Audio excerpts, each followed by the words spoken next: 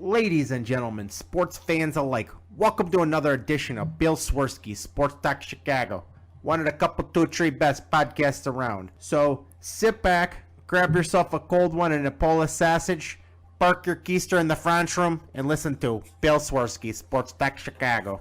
In Chicago, you know that all sports rock. The Bears, Hawks, Bulls, Cubs and Sox. Pick your favorite, you can choose, as long as the Packers lose. For everything you need to know, it's Bill Swerski Sports Talk Chicago. Bill Swerski Sports Talk Chicago. Hey everybody, welcome to another edition of Bill Swerski Sports Talk Chicago. This is your hosts Alex and Shawn. I am back this week. Alex flew solo last week, but I am back. And this week we have a big batch of Bears Kool-aid that we brewed up for everyone to partake in. So we hope you drink and drink and drink. And we'll also be talking some bad baseball this week. Lots of that going around. But first, I'd like to thank our sponsor, the Rockford Ice Hogs. If you're not familiar with the Rockford Ice Hogs, they're the AHL minor league affiliate of the Chicago Blackhawks. What does that mean for you? You get to see the stars of tomorrow today at family-friendly, affordable prices. The season is over now, but it will be starting back up shortly. So don't miss out. Head on over to icehogs.com. Get yourself a hat, shirt, jersey, tickets, and more. Tell them Swerski Sports sent you. Alex, haven't talked to you in 2 weeks. How have you been? I'm doing just fine indeed, and very happy to announce that I am pouring ice into that big pitcher of Kool-Aid, so be ready to drink away. Yeah, this Kool-Aid has all of the sugar, so all of the deliciousness. We mixed it up with a big wooden spoon on the back porch and brewed it up nice. This is the most delicious Kool-Aid anybody has had in Chicago in a long time. So I have this gut feeling that there might be some meatballery on this show today, based on a few days of training camp, as there always is. The minute I saw the first person roll up into training camp videos, I was already, woo, woo, woo, woo, woo, woo. What are you, Curly Howard? I might as well have been. Woo, woo, woo, woo, woo, woo. Yeah. I mean, some certain baseball teams certainly played like the Three Stooges, but like you said, we'll get into that. It's one of the biggest, actually the biggest stooge. Didn't even bring his equipment to the game. Womp, womp, womp. Yeah, and what? He was demoted Wednesday, and it's Sunday? Is that who you're referring to? That would be. Yes. What a clown show, man. Why do they still want him around? Like, it is an absolute clown show with that guy. On the field, off the field. Why do you still want him? What do you value in him at this point? The fact that you don't have another backup shortstop. So go get one. Go get one. Listen, you're preaching to the choir here. You are preaching to the choir. And, I mean, they need to go get one, but they haven't. And so they need that jerkwater to be around in case, God forbid, something happened to Javi Baez, is you need him to come play. Oh, God, don't even entertain that thought. You've got 800 second basemen. You have one shortstop. And unfortunately, most of those second basemen are not good, but... Yeah. So what do you want to talk first? Well, do you want to just dive into baseball? Let's save our meatballery for last. All right, we'll let that Kool-Aid marinate a little bit. I'm still stirring it with that big old wooden spoon that your grandma used to have. You hear the spoon clanking on the side. You hear the ice ice swirling around, and you just have that big grin on your face, ready to drink away. I'm holding the big bag of sugar that I'm pouring into it against my chest under my arm like it's a baby, and I'm just leaning my body forward to dump the sugar in. You throw them the packets on the side, and you got the cups ready. It's gonna be great. Yeah, ripping Kool-Aid packets with my teeth. I'm not going to lie. I still like drinking Kool-Aid. I know I shouldn't because there's a lot of sugar in it, but I still really enjoy like a nice glass of Kool-Aid, whether it's black cherry or grape or like some of the lime flavors or the lemonade is really good. I still enjoy myself some Kool-Aid, but especially Bears Kool-Aid, man. I do love a Kool-Aid, but I cannot tell you when the last time I bought Kool-Aid was. And if you put a gun to my head and said, go into the grocery store and grab a Kool-Aid packet, and without asking for anybody's help, I would be sweating bullets. I don't know where the other packets would be. I still know where they are. All these years at Jewel, I know exactly where they're lined up at my Jewel. It's been that way. You go since I down was to a the kid. Jules, the Jules. Yes, I go to the Jewels and I go right to aisle. It's either like aisle 4 or 5, and it's by like all the other, not like pops, but you know the other like mixable drinks, like the what's that lemonade brand that comes in like the round tub? It looks like a barrel. Crystal Light. No, not well. That's in that same aisle too, but it starts. It's like country something like Country Time. Country Time. Yes, it's like where all that stuff is. Yeah, see, we just drink water around my house. Like we don't even have pop. That's probably a good thing. Yeah, because I'm like, if I'm gonna consume X number of calories, I want it to be with food and not beverage. That's been my philosophy. That's a good philosophy because, frankly, I love sugary drinks too much, and I know it's not good for me. Yeah, and then like when my kid gets sick, like I don't know, I grew up and it was like drink Gatorade, and Gatorade is fine, but look how much sugar is in it. So like when my kid gets sick, I get Pedialyte because it's like sugarless Gatorade. The thing with Gatorade is, I know like it rehydrates you and like rebalances electrolytes, but I remember when I was a kid in 4th grade, I had stomach flu so bad, was throwing up literally every 5 minutes for days. I had to go to the hospital. And whenever I have an upset stomach since then, like I can't drink Gatorade during that time because I think, yeah, it may help rehydrate you, but I don't think Gatorade necessarily sits as well in your stomach. But Sprite always helps with that kind of thing for me. I know it's still sugary, not good for you, but I feel like the carbonation settles my stomach more efficiently than drinking Gatorade because it made me feel more sick when I drank it. But then again, I was really sick. I thought this was going somewhere else. I thought you were going to have like the psychosomatic thing where now whenever you drink Gatorade, you think about the time that you were really sick and makes you more sick. Actually, I still like Gatorade, but not red Gatorade because that's what I drank. So that's kind of where that comes in. I love orange Gatorade. I like the green Gatorade, the blue Gatorade. I don't like the red Gatorade because that's what I had when I was sick. In a story's kind of like that. When I was a kid, we went to my cousin's house to go trick-or-treating because they lived in a more populated area than I did. And so we went trick-or-treating and we were going through our candy and I got really sick. Like, I don't know if I had too much sugar or if I had like a stomach bug, whatever the case, very sick to my stomach and nauseous. And I remember I was eating Nerds when it happened. And still to this day, I can't even look at Nerds without getting sick. Really? Yeah, it's bad. I'm glad like Nerds aren't a popular candy anymore. But like if you see them or if you see somebody wearing like a Nerd shirt or whatever, which you see every once in a while, or I see an ad or anything, like I just like I start getting nauseous again. And it's really weird. No, I know. I mean, there's a lot of things that can trigger that for people. It's a very common thing. I remember when I was a little kid, I got sick at an Applebee's once, and I couldn't go into an Applebee's for so many years. I went back recently, and I'm fine now, but for so many years, I couldn't even think about it. Like, I couldn't even think about it. And it's too bad, because when I went back to Applebee's, I'm like, this ain't bad. It's not great, but it's not bad. It's fine now. But I know that feeling. I absolutely know that feeling. It's not a fun one.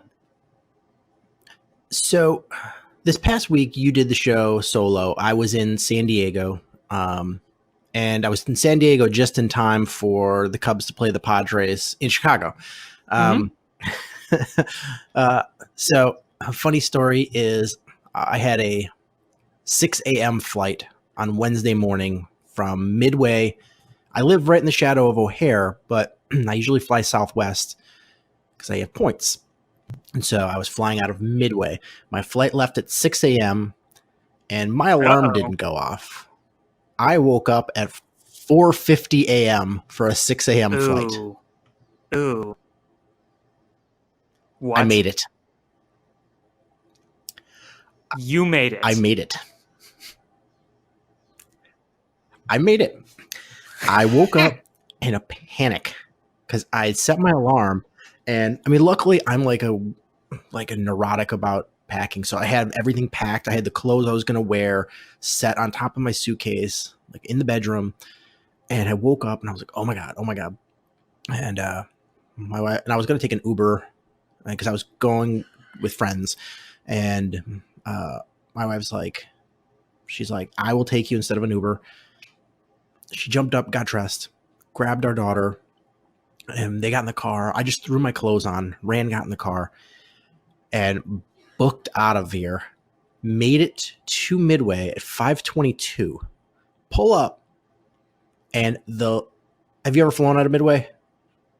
Yes, when the first airport I ever flew out as a little kid was Midway. So where the area where they block it off for TSA, where you start the security line, it was the line snaked through there, and it was all the way to the end. And I went, oh no. So I asked the first TSA person that was right there. I was like, is there any way to go to the front of the line? My plane leaves in 30 minutes. And they're like, nope. Like, not helpful. So I go into the line and I go down to the first part where it snakes. And I asked that TSA agent, I was like, is there any way to get, I could be like escorted to the front? No. And I'm like, oh, crap. And he's like, you could ask everybody in line if they'll let you go in front. And I'm like, well, that's what I'm going to do. So I started asking her, like, can I go up? My flight is leaving in 30 minutes. Overslept. Sorry. And everybody let me go through. And finally I came to this like old lady with like a walker. And she's like, I'm late. I'm going to be late for my flight too. I didn't know you could do this. And I was like, I didn't either until 2 minutes ago. So I'm like, come on. So the two of us are like cutting in front of everybody in line. We finally get up to the part where they check your boarding pass and your ID.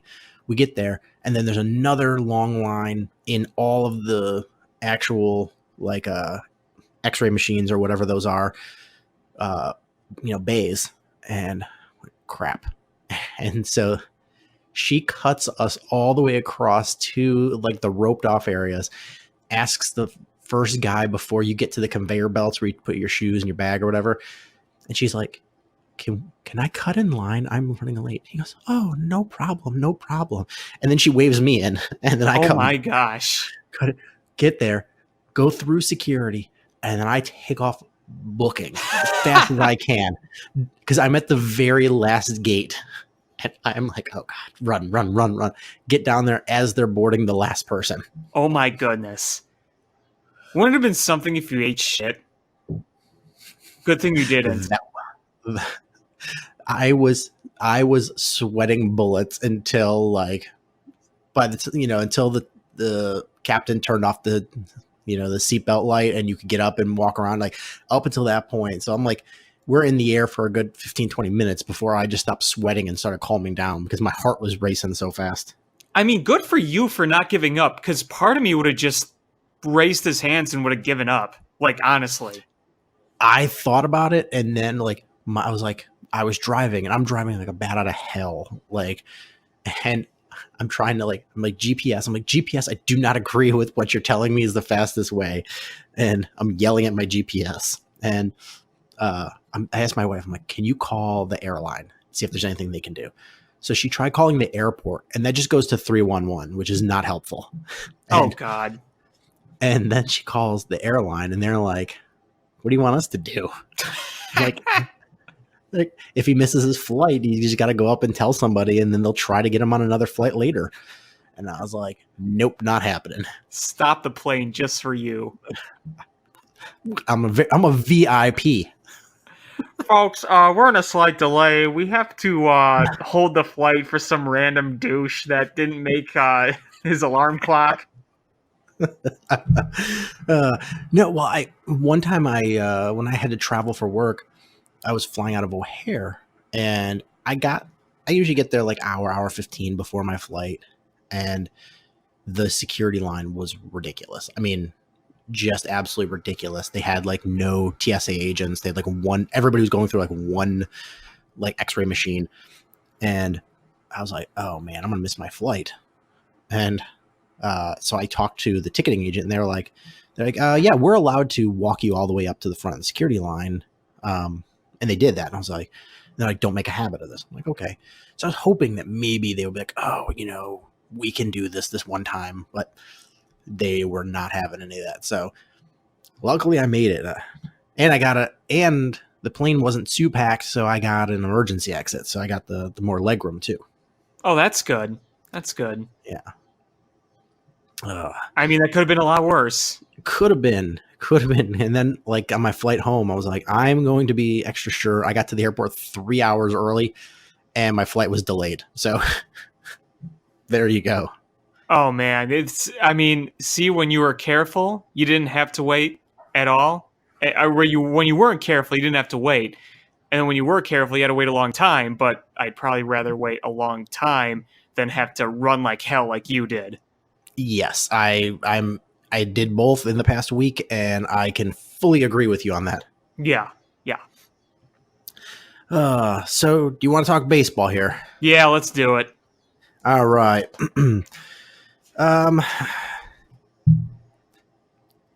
Yeah, so this is going to be our last episode before the trade deadline for Major League Baseball. And so far, the market's been pretty slow. Especially because there's going to be no waivers after this. Yeah, like I was expecting more movement. And the one big move was the Marcus Stroman trade, which was mind-boggling because why are the Mets buyers at the deadline when they're like 15 games out of first place? Yeah, that was something, and it sounds like there's talks about trading Thor as well. And I mean, you look at Stroman's contract; he has a year of arbitration next year, and then an unrestricted free agent. My guess would be they try to extend him, but I'm still trying to figure this out. But yeah, the math doesn't add up. Why are you trying to trade Noah Syndergaard and then trade for Marcus Stroman? Yeah, I mean, it'd be one thing if they were like in a playoff race, but right now they're like 6 games out of a wild card spot, and they'd have to leapfrog like 4 teams.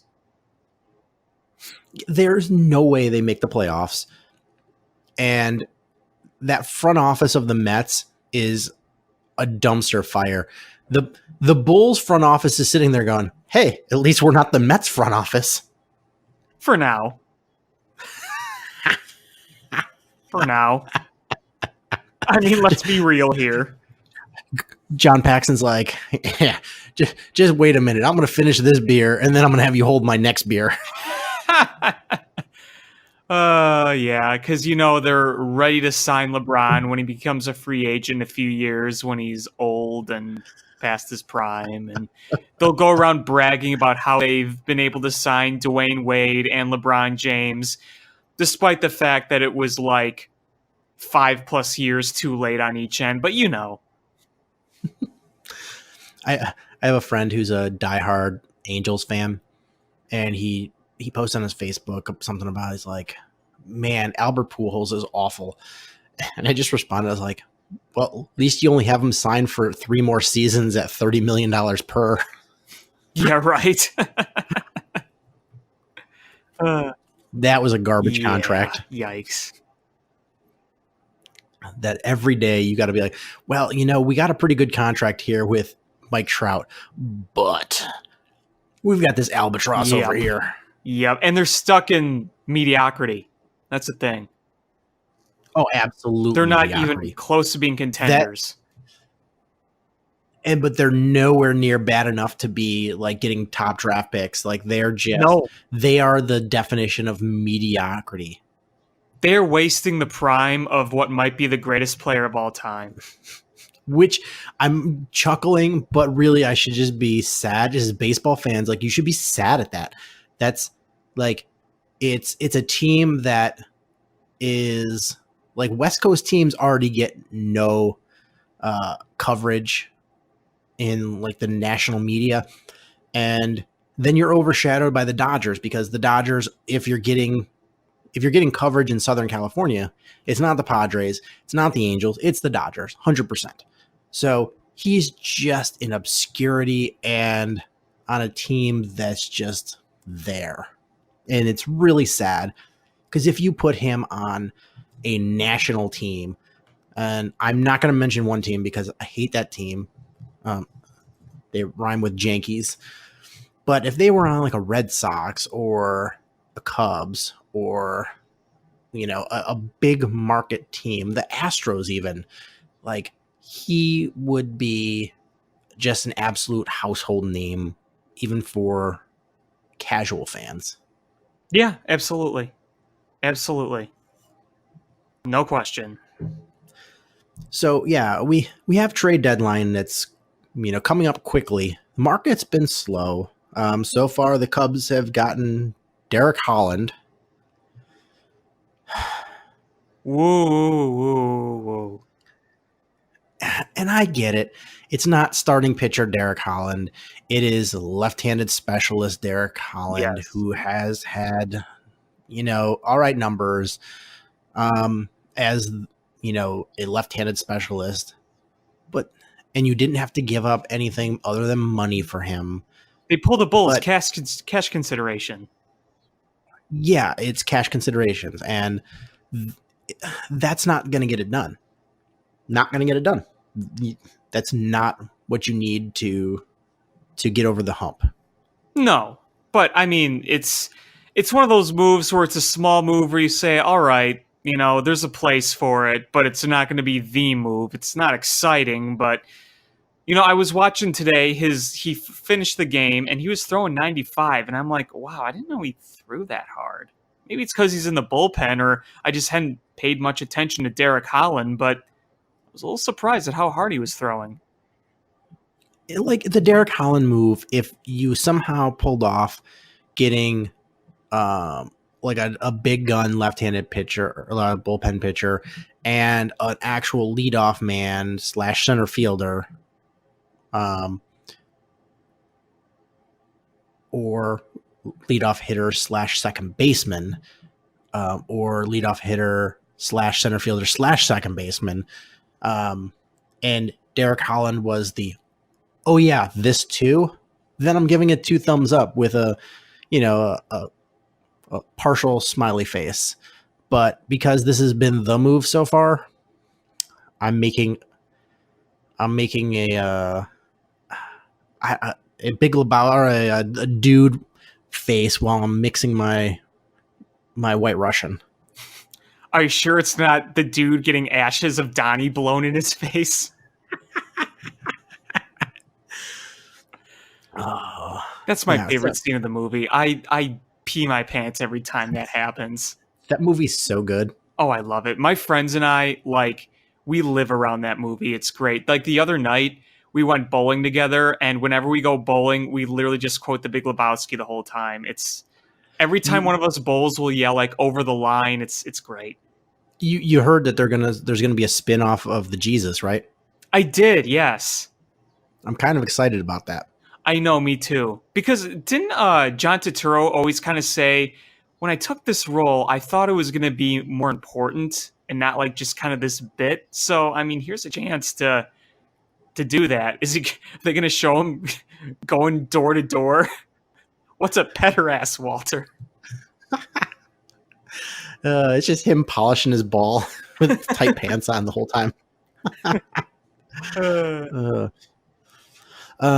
What else do we have with Cubs? Zobrist is going to begin a rehab stint. So I mean, that sounds pretty official that he is coming back. Yep.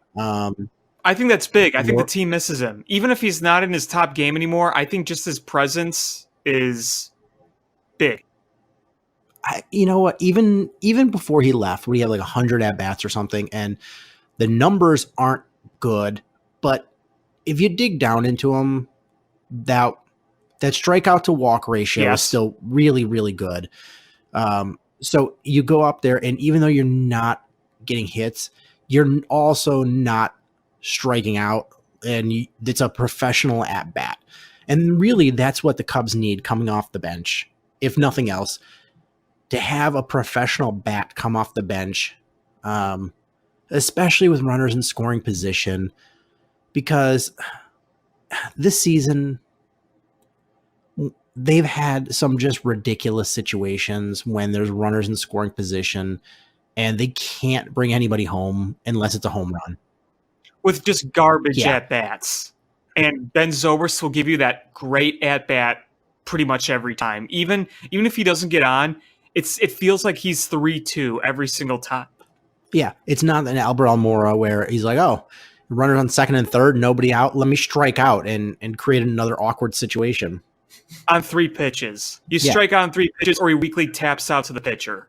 Yeah, and you don't have to put a pitcher in to pinch hit because he's a better bunter. Like, there's just so many ridiculous situations with this team this year, and you hope having a professional bat, at least, I mean, it would be nice if he could be what he was last year.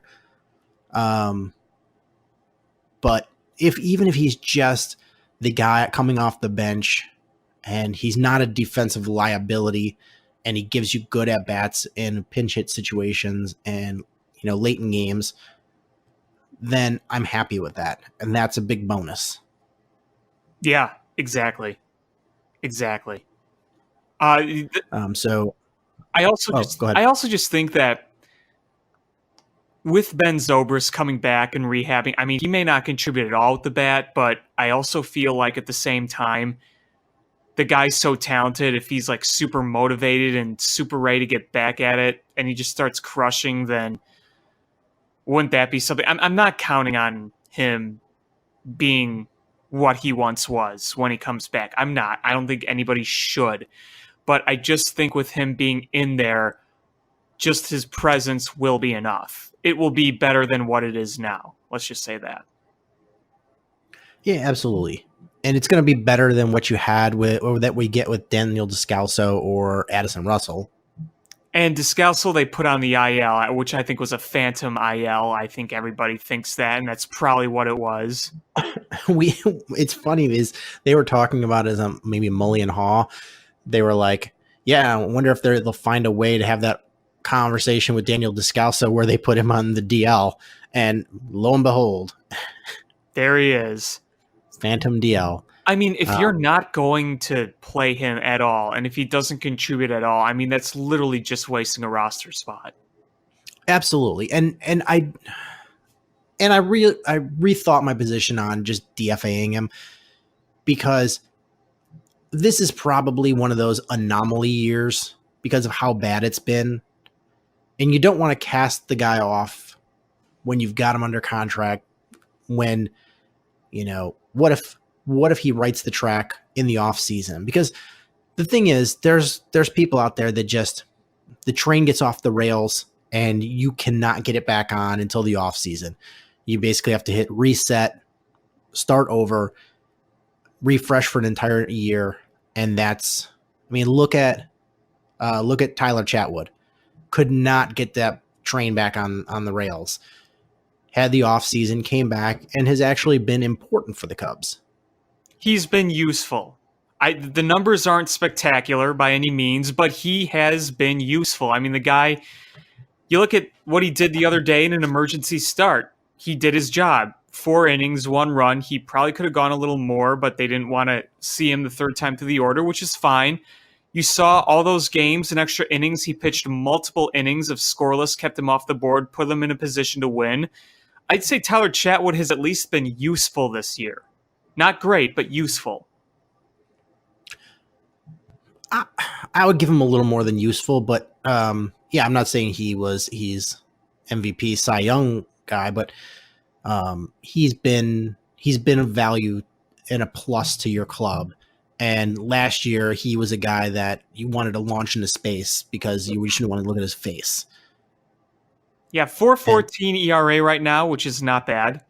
That's not bad at all. The FIP is high, 5.19, but you can kind of excuse that when you're not an everyday starter. You're kind of moving around. It's just kind of how it is. The WHIP is 1.5.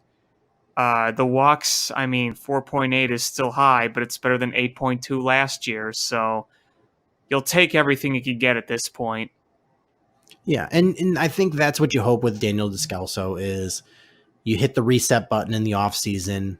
You go back and try to identify, what in his game went awry and try to correct that and then come back and be a productive member of this team next year. And I think that's hopefully what they're thinking, is otherwise, if they don't think that way, then I don't understand why they didn't just cast him off.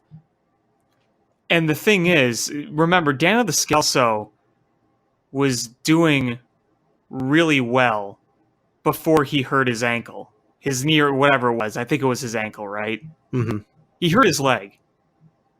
And then it's been just completely off the rails ever since that. So that's probably why they're thinking the way you're talking about right now. Yeah. What else? We got Cole Hamels probably coming back next week at this time.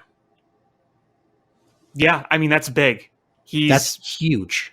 He's been probably your best starter before going down. Yeah, and we'll dig into the games more, but he will also give you more innings than probably your average Cubs starter. And if you look in this past week, the Cubs starters have not gone very deep. Mills went 4 1/3. Darvish went 6. Chatwood went 4. Hendricks went 5. He been in longer though. He was pulled too early. That's on Joe. That's on Joe, and I'm not saying it's the starters. Couldn't have gone more. I'm just saying that they didn't. And Quintana went 4 2/3. That is taxing a already shaky bullpen. Yeah, that's putting it lightly. It's too bad with John Lester last night because he was saying he just was tired, wasn't feeling great because he was coming off a sickness. But you look at that effort he put forward. I was absolutely disgusted when they lost that game, both those games. I know you said we'll get to more of those in a minute, but that was a really good effort. And Kyle Hendricks, he's had some of the worst run support all year. Like, he really has.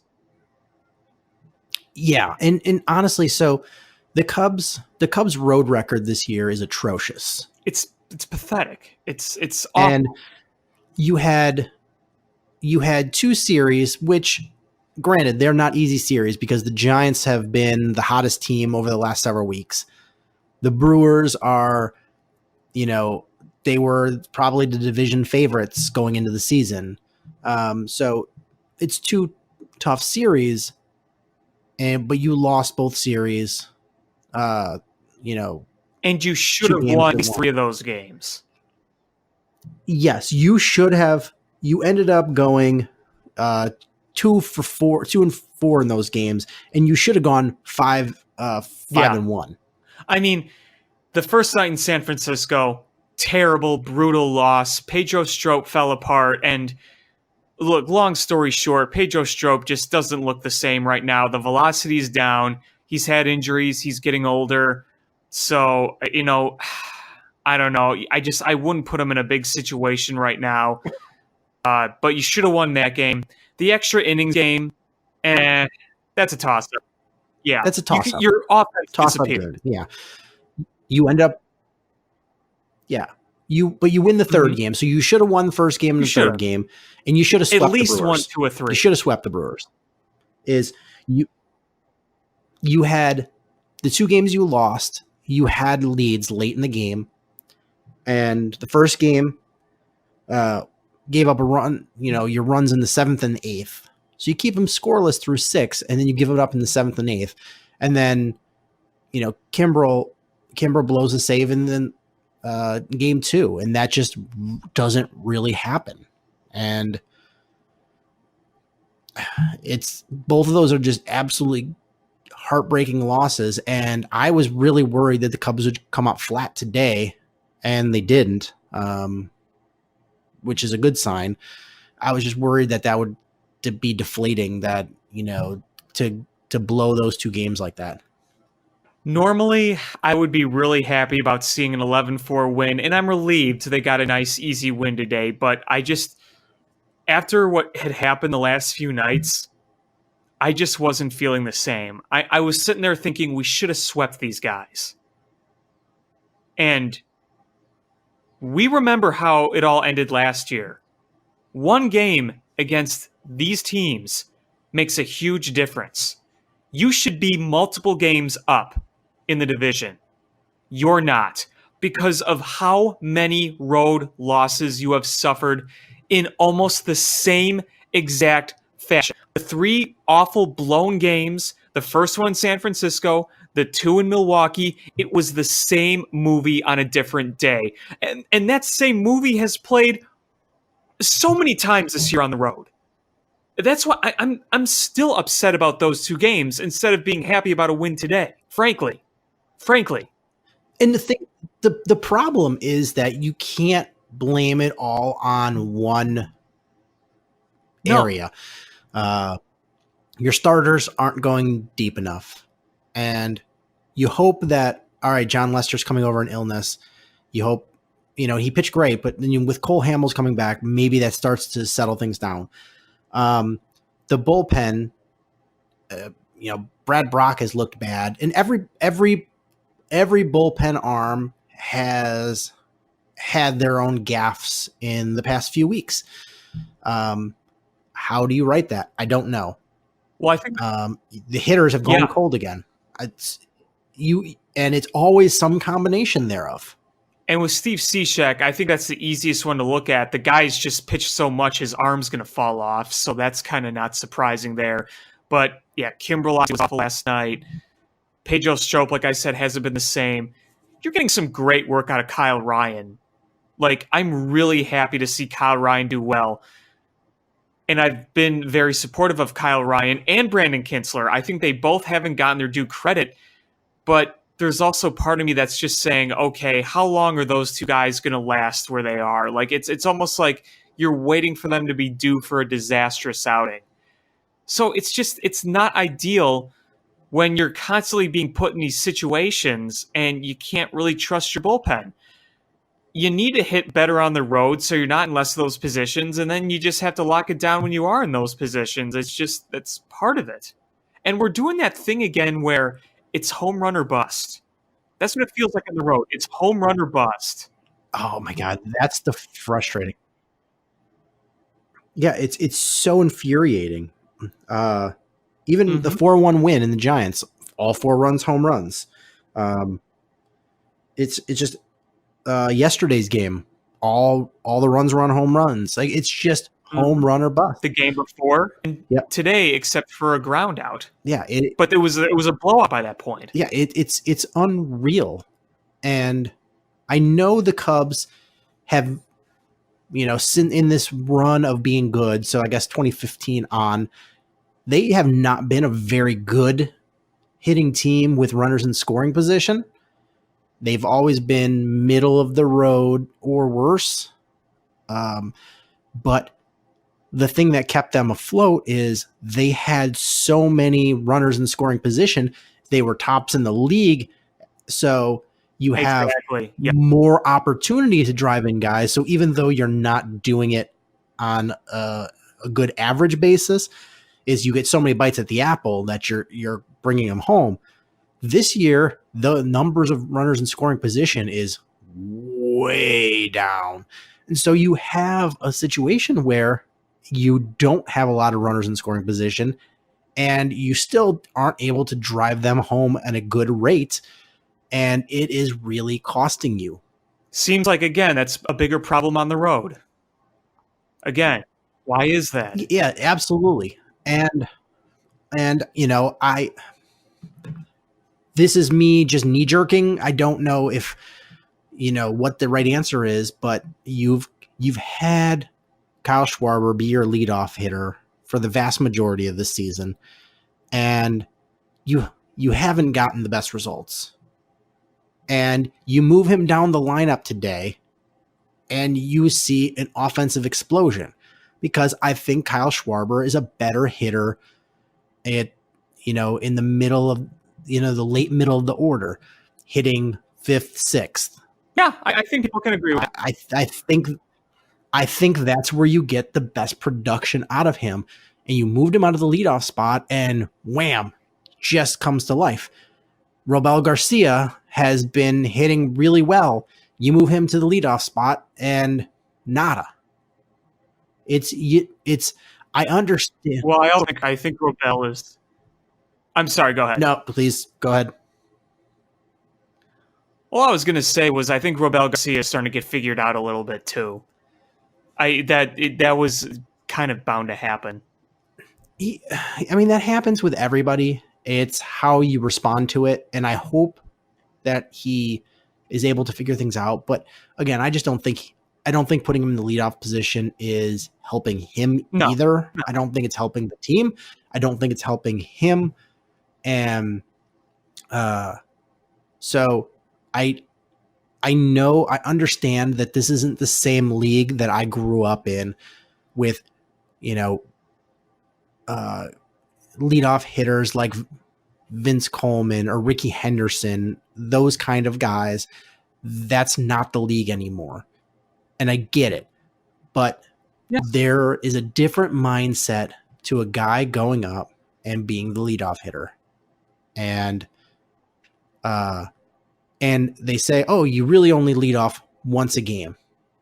And that's not really true. Sure, you actually lead off once, but you set the table for your 2, 3, 4, and 5 hitters every time around. Yeah, that's a good point. That is a good point. And so you need a guy that is you can't put young kids up there. You can't put somebody that it just takes a certain sort of temperament mentality to go up there and be that leadoff hitter. And the Cubs don't have that guy. Ben Zobrist is a guy that can do it, but he's not with your team right now. He's going to be on a rehab assignment, and who knows what he's going to be like when he comes back, because he's pushing 40 years old.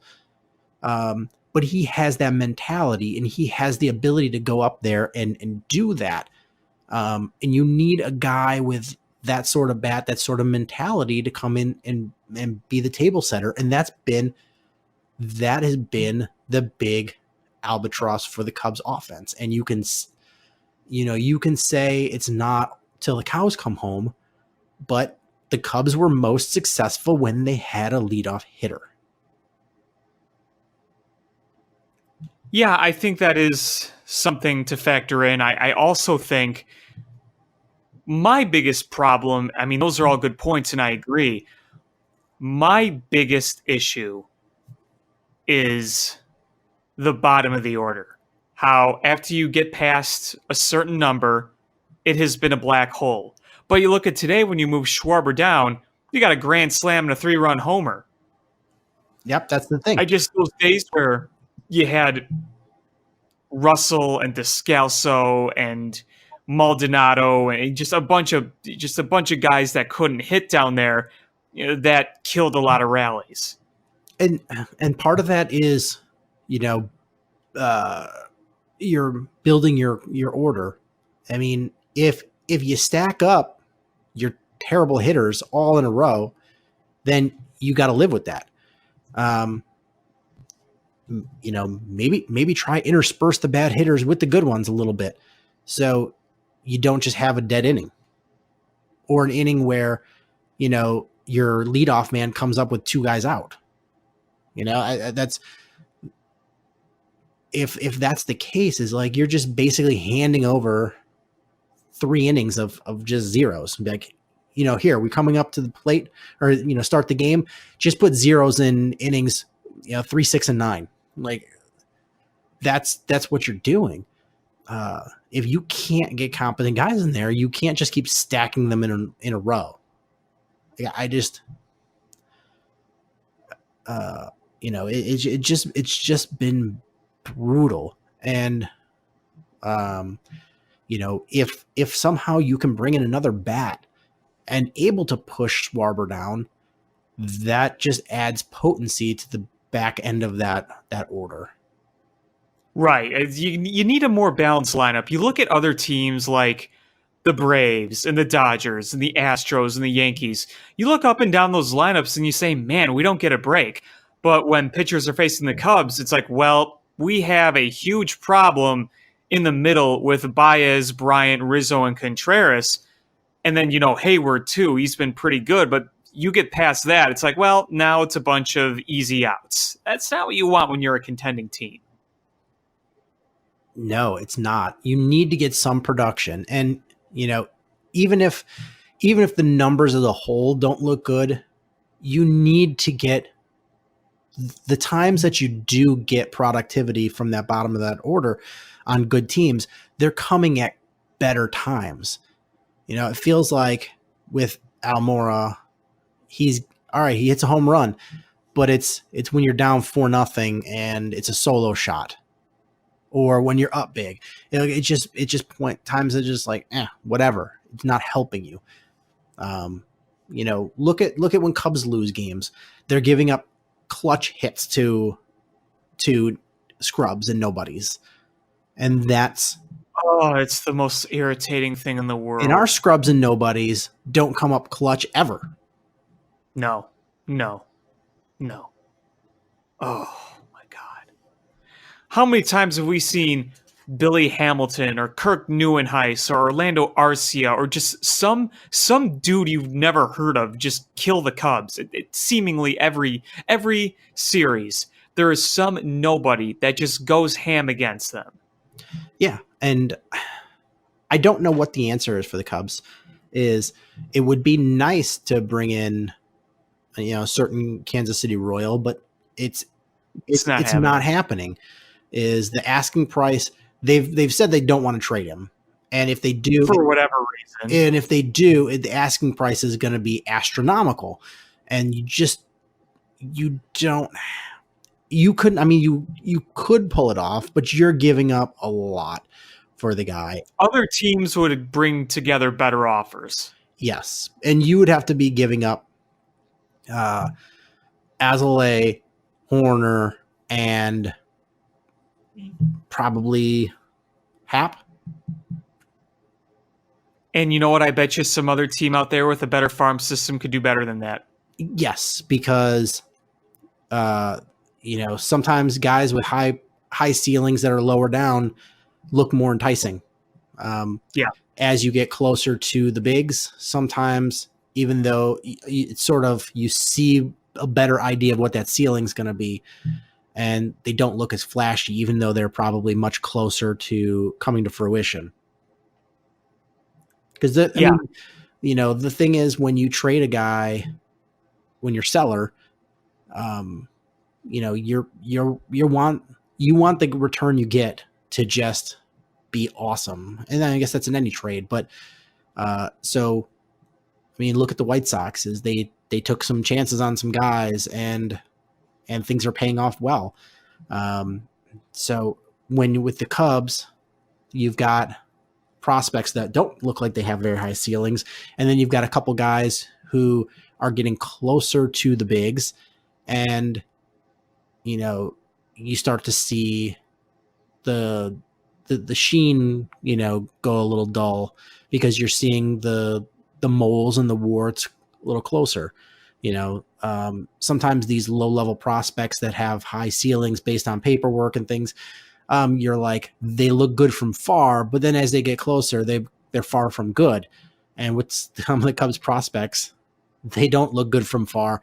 And the ones that used to look good from far, maybe don't look as good up close. And as they get closer to the bigs, and that's a case with Ian Happ. And Azalea, he's the closest pitcher you have to coming up, but he's had some mixed bag results. So I don't know what kind of offer that the Cubs could put in that would get that done. And honestly, I think he's the only game changer. Everybody else is somebody that is, floaties when you're in the ocean. Yeah, pretty much. They're talking about Castellanos, and, he's got a big bopper bat, but Kills lefties. But that guy, you're changing your whole defensive configuration to get him in there. You're moving Hayward to center. You're moving him to right, and you just made your outfield defense go from okay to, not that good. Because, Schwarber in left has been okay, but he's not going to win a Gold Glove. Castellanos is terrible at right fielder. And you take an elite right fielder and you move him to center where he's above average, slightly above average. Yeah. So I don't know. Here's the thing, though. If you're going to fix one thing, but not fix another thing, you got to come in and ask yourself, okay, where's the priority and what do we have to do? Because if you're looking for a Gold Glove all-star hitter to plug in there, good luck finding that. You're not going to find it. No, but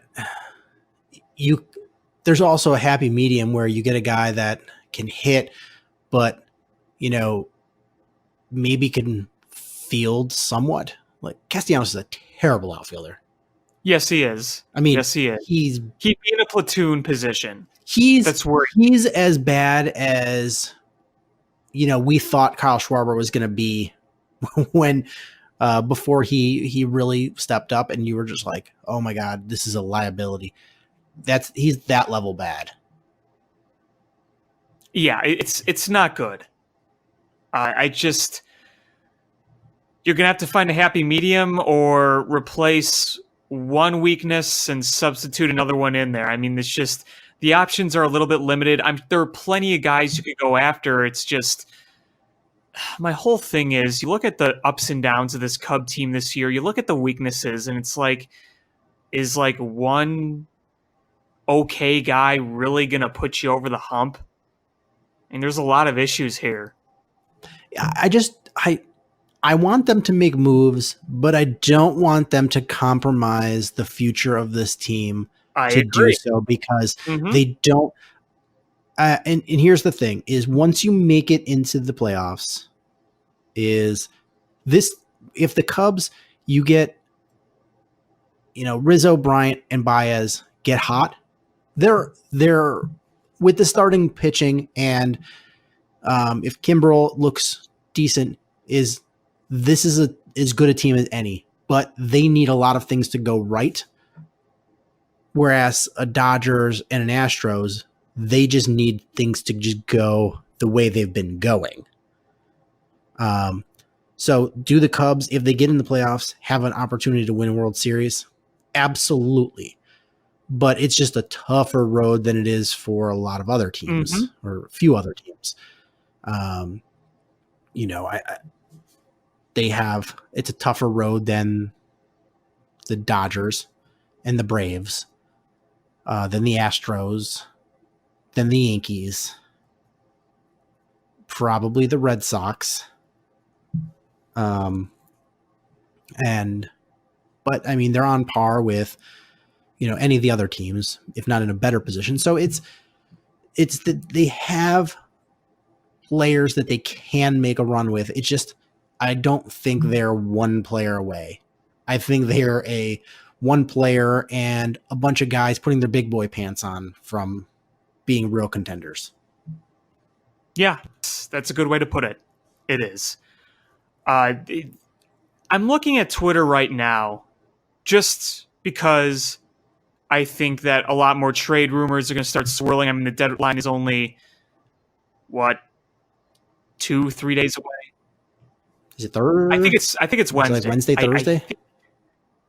I think it's You're Wednesday. right. It's Wednesday. Yeah, you're right. I Wednesday. feel like tomorrow, with a day off, maybe we'll see something, or maybe it will be on deadline day. I think tomorrow is when you're really going to start to see rumors all over the place, all over the league. But I'm just talking about like the Cubs themselves. Seen a rumor here that the Astros are interested in Martin Maldonado, who the Cubs have had 2 weeks. I mean, you have 3 catchers right now. Wilson Contreras is back. So you're probably not going to get much there, but I have a feeling that you're going to see moves like these, smaller moves. You're not going to see that big blockbuster type. You're going to see kind of conservative buying, like to your point where you add, but you don't spend your future. Yeah. Though apparently they don't have any. Yeah, you added Derek Wink. Holland, and that just cost you some money. That's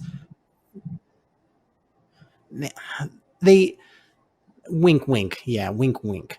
It's not like that there's a hard cap or this team is going to go broke. We're not the Oakland A's where this team is hanging out by a thread, or the Marlins where another bad year and they're going to move to Montreal. Like this is the Cubs. Yeah, well, yeah. Better logo, better stadium. Better history. But anyway, that's neither here nor there. This Cubs team is not going to go broke. So yeah, you didn't give up any players, and this farm system is really depleted. You need to maintain any guy that you have hopes of, and you need to, before this trade deadline, really take some sort of inventory and be like, who are you high on, regardless of are they a blocked player in a position or whatever. Are you high on this player making this, the jump to the majors in the next year or 2 or 3? Or is this a guy that you're not so high on? And you cannot trade anybody that you feel has real promise. You just can't trade any of them at this point. I don't think Horner or Alzolay are going to get dealt. No, or the catcher. Caratini? No, they got a minor league catcher. I know who you're talking about. Yes. Yeah, they can't move him either. A lot of rumors have been swirling around guys like Alex Lang, a pitcher, guys like that, but not like top guys like Nico or Alzolay. Yeah, it's still even like if you have to know your players better than other teams know your players, and if you feel, even if they're double A player and you're or single A player, and you're like, I feel if realistically they can be our number 3 starter, you can't give that guy up. Even if they're a couple years away, especially when you've had trouble developing in certain areas. Yeah, so within that, I don't know who they give up. So I don't see any major moves, and I think our major moves will be Cole Hamels is coming back, and Ben Zobrist is coming back.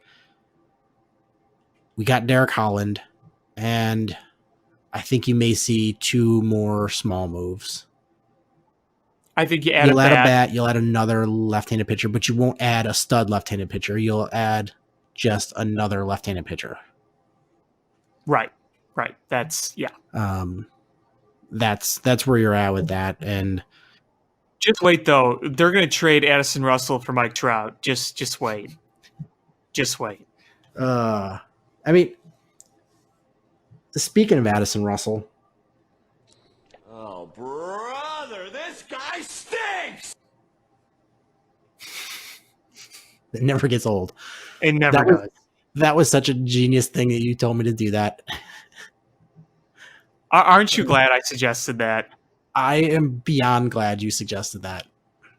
And now we have it forever. Yes. So not only does that guy stink, but he got sent down to Iowa where he still stinks. He has no trade value, man. I mean, people are saying, oh, you're going to trade him.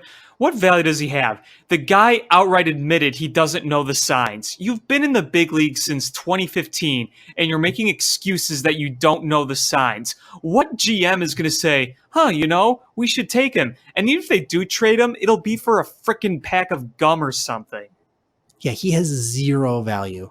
That guy came into this when we traded was it Samardzija and Jason who else Hammel. was on that? Jason Hammel. And you got him and you're like, all right, this is a guy who is a top 5 in the minor league system. Oh my goodness. Future MVP. That looked like a steal at the time. It did. And then when he came up to the bigs, is both Chris Bryant and Joe Madden were like, this guy is going to win an league MVP. Mm-hmm. And you went, oh man.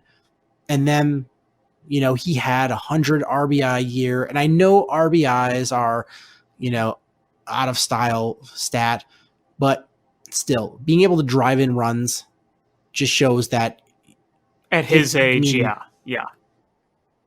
You're just like, okay, he can drive in runs. Like he's a guy that will hit when there's guys in runners scoring position. Like, all right, that's what we need.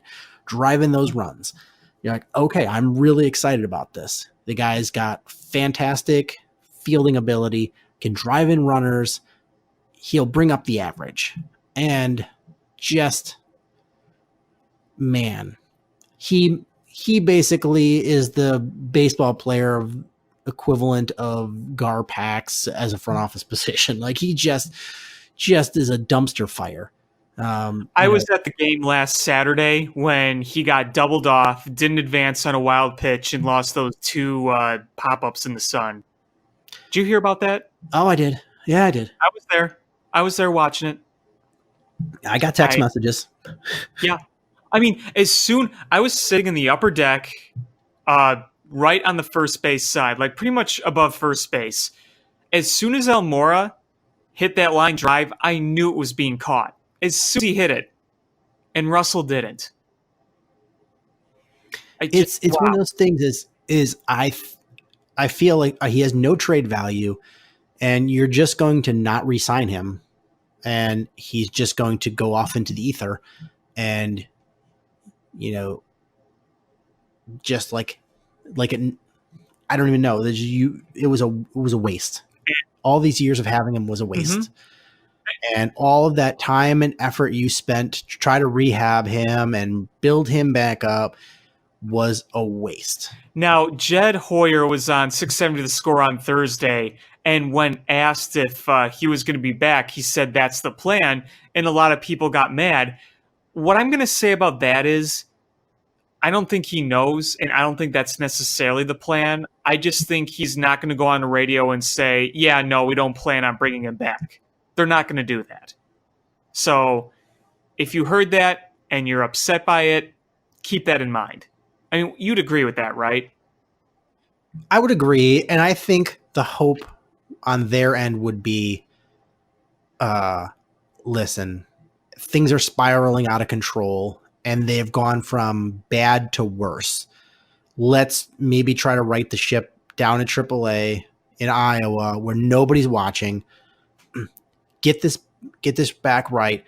Get him in a position where he's mentally back in these games, back to fielding well, back to being a better base runner and getting at bats without pressure.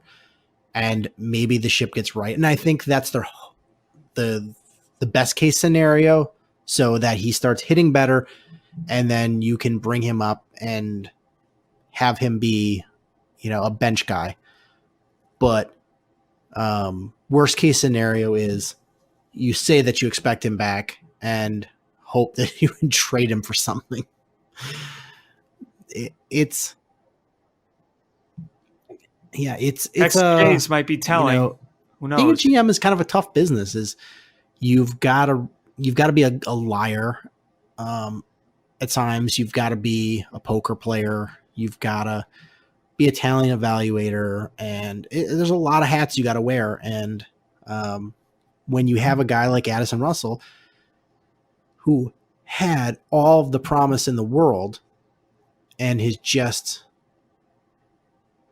frittered it away, it's a tough position to put your GM in, because you're like, man, if I just give him away or I just let him walk, there's a possibility that a change of scenery does this guy wonders, and he shows, promise again. At least comes up and is a solid fielder and an RBI guy. And if that is the case, then you're just like, man, we wasted all this time and let him go for nothing. But if you keep him around too long, that's just a stain on your reputation. I think at this point, I think just get rid of him. He's had plenty of time to try to become something, and he hasn't. And he's bad PR for you. It sends a lot of mixed messages by keeping a guy like that on your team. It can create unnecessary distractions.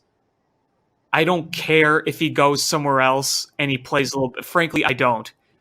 I think you have reached the point where you can't keep making excuses for this guy. You can't say he's going to be something after all this time. Maybe he is somewhere else, but right now, I don't see any indication. Does it make it easier, the transition for you, if you are Jed Hoyer and Theo Epstein? Does it make the transition easier for you to cast him off from Iowa than it does casting him off from the major league roster? From a PR perspective, from the questions you get to the ding on your reputation, is it a easier pill to swallow casting him off from Iowa than from the majors? That's a good question. I mean, at this point, I just think casting him off, period, will make me feel a lot better. That's a good question, because you could look at it and say, well, you gave him a shot and he was so bad you sent him to the minors, and then you decided to get rid of him. That kind of comes across as, well, we tried everything we could. We really tried to make this guy work, and it didn't happen, so we're just going to get him away because he didn't work. If you send him off a big league roster, you're basically saying, yeah, we don't value you at all. We're not going to try to salvage anything. Get out of here. I mean, that's kind of the way I see it. And plus, you just don't have the beat writers in the minor league system that you do in the majors. So it's, if you let him sit, I mean, like if Ian Happ would have just gotten sent away rather than, getting rid of him from the majors, like it looks like, oh man, that's when you get rid of a guy off majors, it's news. Until something bigger comes along.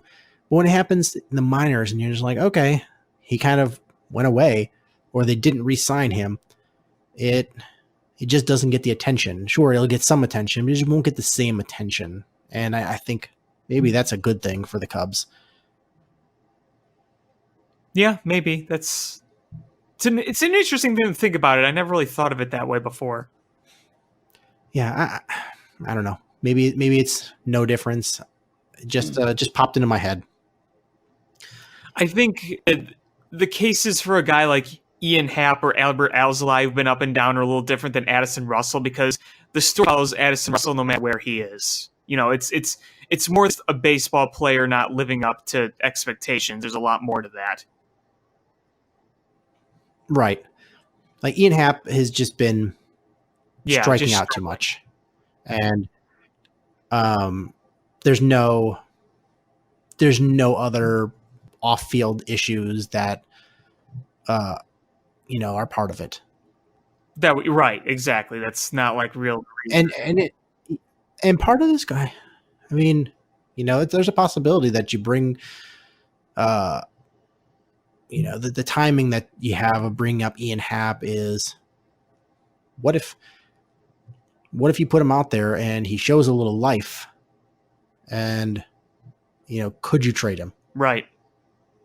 He hasn't gotten a hit yet. He's drawing The timing's walks. interesting. I mean, Right. take that as you will. Right. Should we move a little further south in the city and talk White Sox? Yeah, why don't we? So you got some good news here for the White Sox is you've got Eloy Jimenez coming off of the DL. So he's coming back. That's a good thing. You've got James McCann, who his bat is coming back down to earth a little bit as far as slugging and OPS perspective, but he still had a high average. Still looks great up there, just not, absolutely hammering every baseball. But the big concern, I guess, I have is Giolito just got rocked again. Yeah, that was against the Twins, wasn't it? Yeah, it was the Twins. Yeah, 5 innings, 7 hits, 7 earned runs. No bueno. No, I think this may be just one of those times where teams are starting to adjust and now he has to adjust back. I mean, that's kind of what young pitchers go through. Then the Twins are really good. I mean, they're going to shatter the all-time home run record. Yeah, I mean, the Twins are – it happened against the Twins, happened against the Cubs. So it's happening against teams that do have good batters.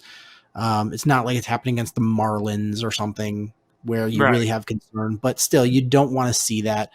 It would have been really tough for him to keep up that momentum that he had where he was just, sub 2 ERA,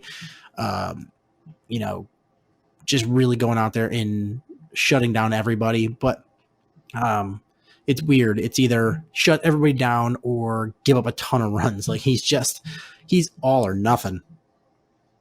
Yeah, that's kind of been the case. I don't know if I'm ready to panic on that yet, but it's definitely something to note. I think the next few starts will kind of say what the rest of his course of the season will be. Because, I mean, right now, let's be real, the White Sox are just playing to have their young kids play. There's no playoffs on the line here. Yeah, no, not at all. And you're going to have call-ups in not too much longer and really get to start to take a look at some more guys. With the White Sox, you have yet another ding on your futures where Dylan Covey got optioned back down to AAA and got pulled after 5 batters the other day. That dude's not part of the future. No, I guess not. But it's just that was a tough one. But I mean, look at his career numbers. They're real. I mean, he's got a 6.28 career ERA and a WHIP of nearly 1.6. Yeah, he's. I want to talk future White Sox in a second, but one definite future, 2 definite, I guess 3 definite futures for the White Sox is Tim Anderson is rehabbing right now, and he's playing down in AAA Charlotte, and so far is batting like 360 with a 1,000 OPS. So he's really close to coming back. Which will be a big boost for them. Big boost to them. Louis Robert, since being promoted to AAA, is batting 350 with an over 1,100 OPS. That guy's unreal, man. That guy's unreal. That's a 5-tool player too. Yes. That guy's so if he turns out, he's going to be winning MVPs. You've got Bash Brothers, potential here with some of the White Sox young players, Moncada, Jimenez, and Robert. Yep. Like, man, that's unreal. And Nick Madrigal, he's in Double-A, but 362 batting average, over a 900 OPS. That's the progress that you like seeing. That's really good for him for the White Sox. But I just started looking, and I was like, all right, what do the White Sox look like now? What do I expect them to look like 1 year from now? Not starting, opening day 2020, because some of these guys I don't think we're ready. They'll need some minor league next year. But by trade deadline 2020, right now you got Jose Abreu at first. And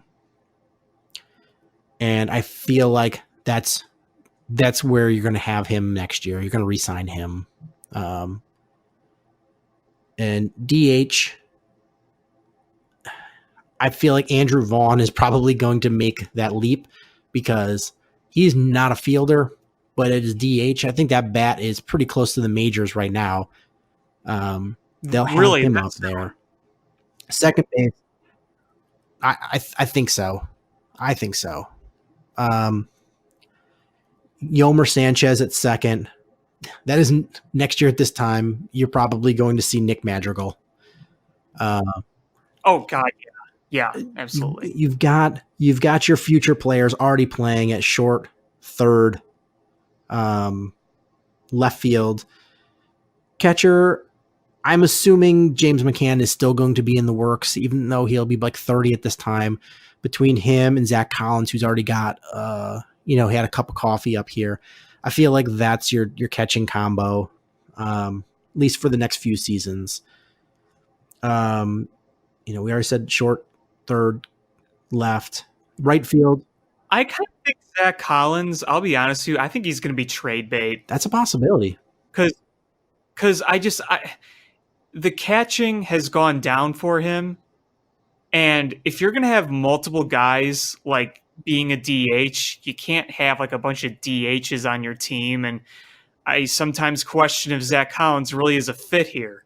So I think he's going to be trade bait, to be honest. That's a possibility. And you ride out McCann for, it sucks that it's taken this long for him to get to this point in the majors because he's going to be 30 years old next year.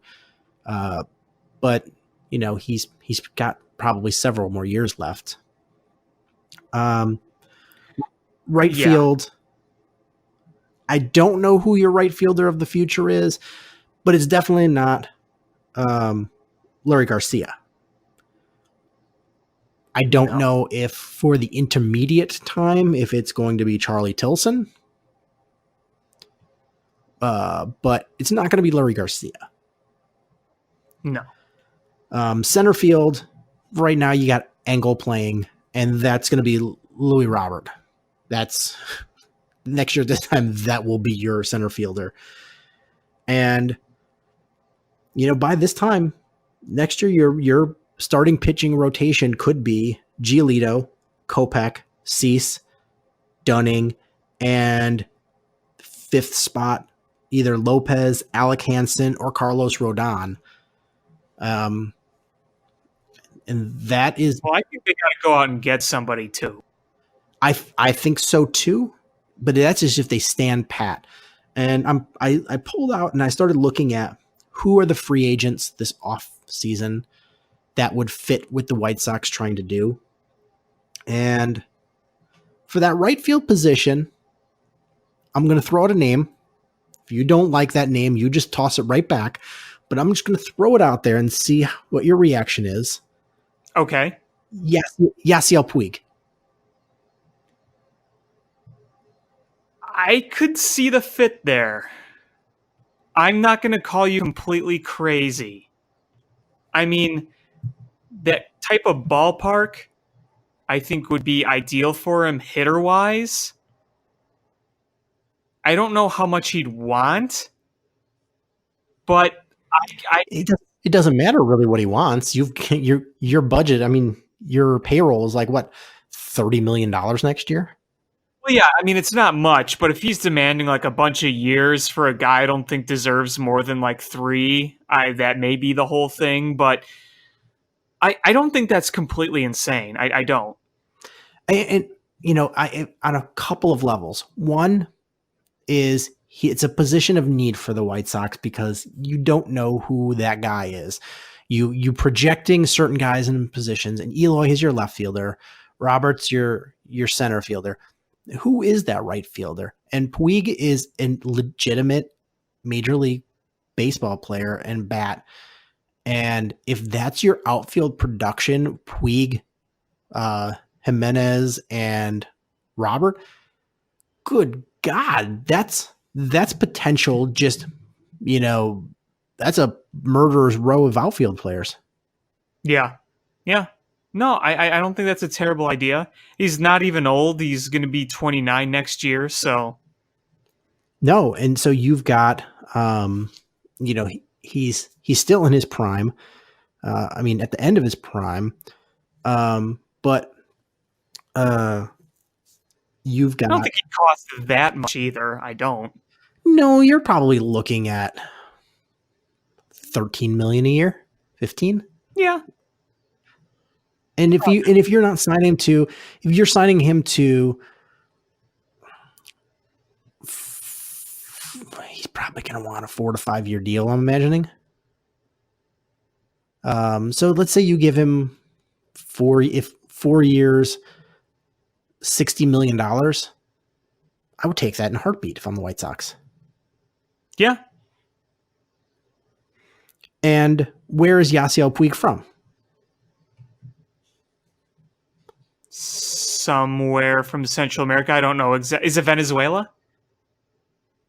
Yasiel Puig is Or Dominican?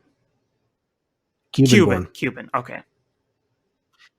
And what team has the biggest Cuban connection in The baseball? White Sox. That would be the White Sox. So I feel like that might be a good fit and not a huge contract either.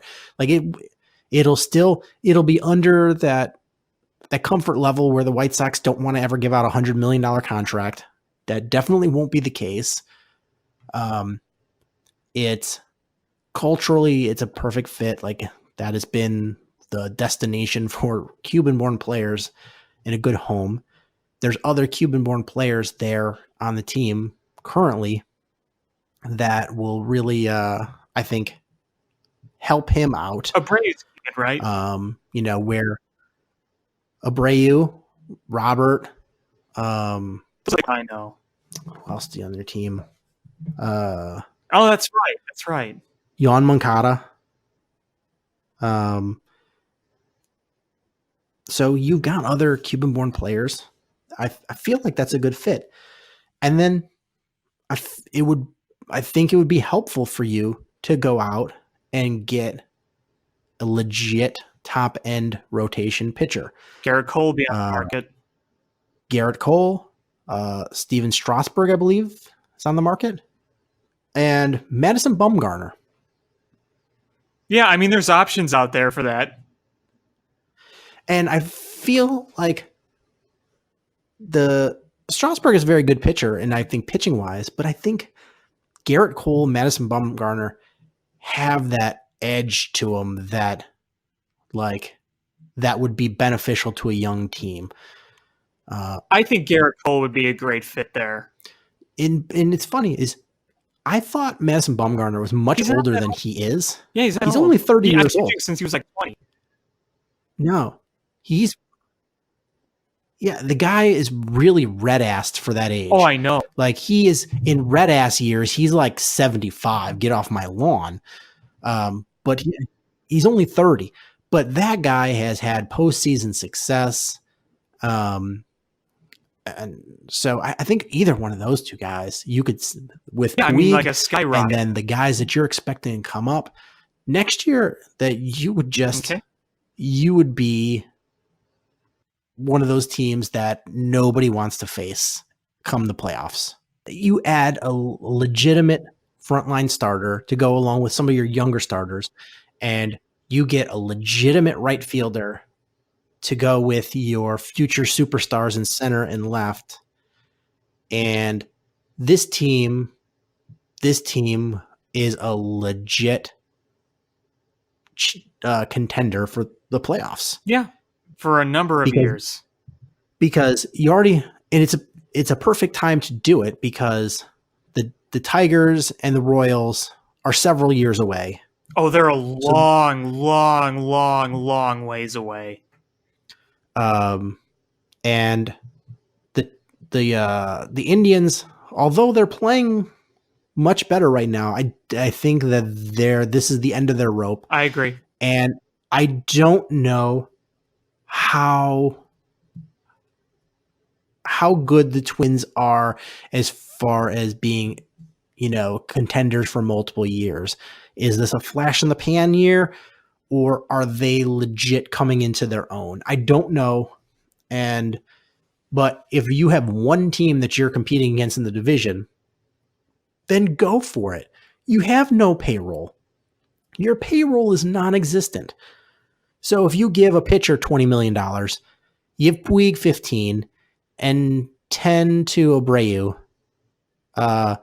So you're still at like $75 million.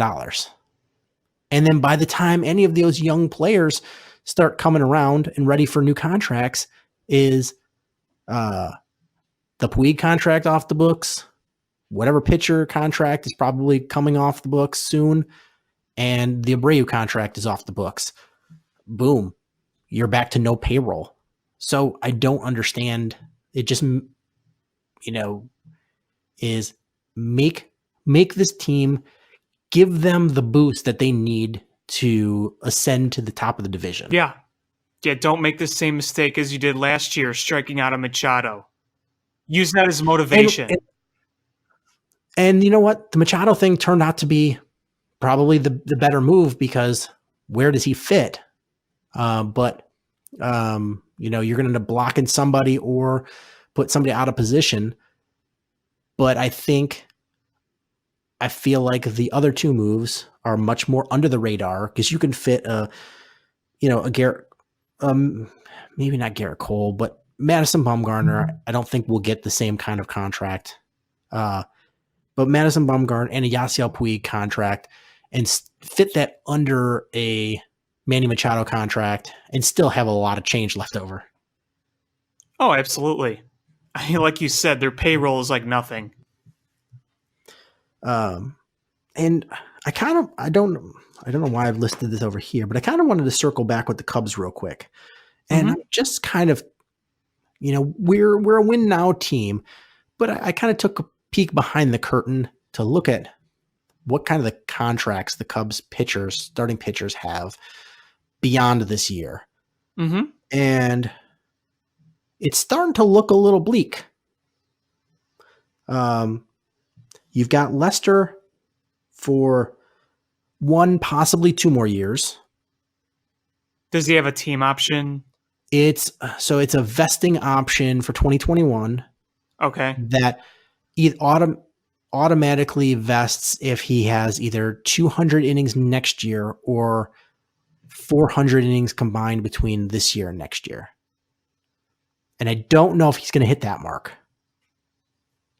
Well, I mean, the way I see that is, if next year is his last year, I mean, the year after that, you got to imagine he's not going to be anywhere near his normal level by that point, right? No, I honestly would say if you could get rid of him after next year, probably the better option, because even if you re-signed him, let him go, and then re-signed him, you could get him for much less than the $25 million he's paid for 2021. Right. Cole Hamels is a free agent after the season. Right. And you've got Darvish through 2023, Hendricks through 2024. That's fine. And Quintana is next year's your last year with Quintana. So it could be this year if they don't pick up that option, right? Yeah, I just have a hard time believing that they won't pick up his $10.5 million option. Yeah, I mean, unless they find a bunch of others, I would imagine they, at least for right now, I mean, they could be in a different position by then, but right now my bet is that they would. So next year you've got Lester, Darvish, Hendricks, Quintana. and you start having to find a new rotation piece. You hope Alzolay could be one of those guys. You hope. But then after that is you've got to start replacing Lester and Quintana. And sure, you're going to have some money to play with, but you really need to develop pitchers because, you're running out of real estate with the big money contract guys you have, and you're going to have to start paying. You're going to have to give Rizzo a new contract. You're going to have to give Bryant a new contract. You're going to have to give Baez a new contract. And yeah, it's getting that time. You got to pay the piper. Yeah, I mean the Darvish contract and the Hayward contract obviously eat up a lot of that money, and knowing you're going to have to try to pay to keep guys. But the other thing is too, in 2 years, what position are the Cubs going to be in? What if they're in position to hit the reset button by then? I don't know. And you sell those guys while under arbitration if you don't get an extension done. That's the possibility. That's kind of what baseball is now, and the smart teams are doing is when they come up against it used to be you spent a lot of money on veterans to buoy you. It doesn't work so much anymore. Doesn't really work anymore. So if Theo is still with us here, you probably look in another 2 years at a hard look at resetting. Okay, let me ask you this scenario, and we may be getting a little meatball here, a little panicky here, but I'm just going to throw this out, all right? This is playing worst case scenario. Okay, so let's say this year you miss the postseason. You don't make it at all. No wild card game, no nothing. You bring all your arbitration eligible guys back next year. This includes Javi. This includes Bryant. And you don't do any extensions. I know this is a very particular scenario, but just bear with me here. You bring all them back on the arbitration deals. Next year, you get off to a really piss-poor start. Would you say it's complete tear-down rebuild time? Yes. You would? Yeah. Because right now, the whole idea of selling everything and rebuilding is crazy, but again, we're talking worst case scenario here. You miss this year, and next year, approaching the deadline, you're 10 games back of whoever's in first place, and you're maybe near double digits out of a playoff spot in general, and you're not looking good. And you're not going to reach a deal with Bryant. That's not looking likely. Maybe you could reach one with Baez, but things are looking bleak. You have John Lester aging. You have other guys aging. You have a lot of money on the board. That's the scenario I'm talking about.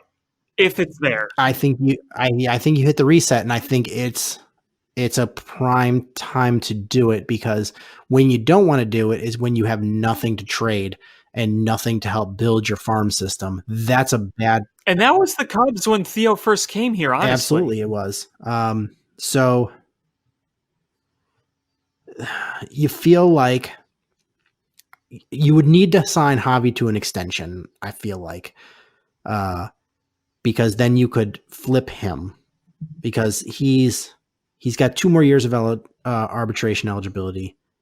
So 2020, 2021. If after those 2 years, Anthony Rizzo is an unrestricted free agent, if you are not going to be in a position for winning championships, do you want to re-sign Anthony Rizzo? He'll be 33. I don't think so. And he's got a bad back. Right. You'd assume that you'd have Baez with a contract extension by then. So you could flip him and get something for him. You could let Rizzo walk and not have to pay him. Chris Bryant has I don't know how many more years of arbitration eligibility he has. I think like 2 or 3, something like that. Let's see. Spot Track will tell you all. Yeah, you know, it didn't. Didn't. No. Oh, wait. Hold on. Here we go. Oh, sorry. I was on a wrong tab. Okay, so he's got... Nice going. Yeah, no, it came on the career cash earnings tab for some reason.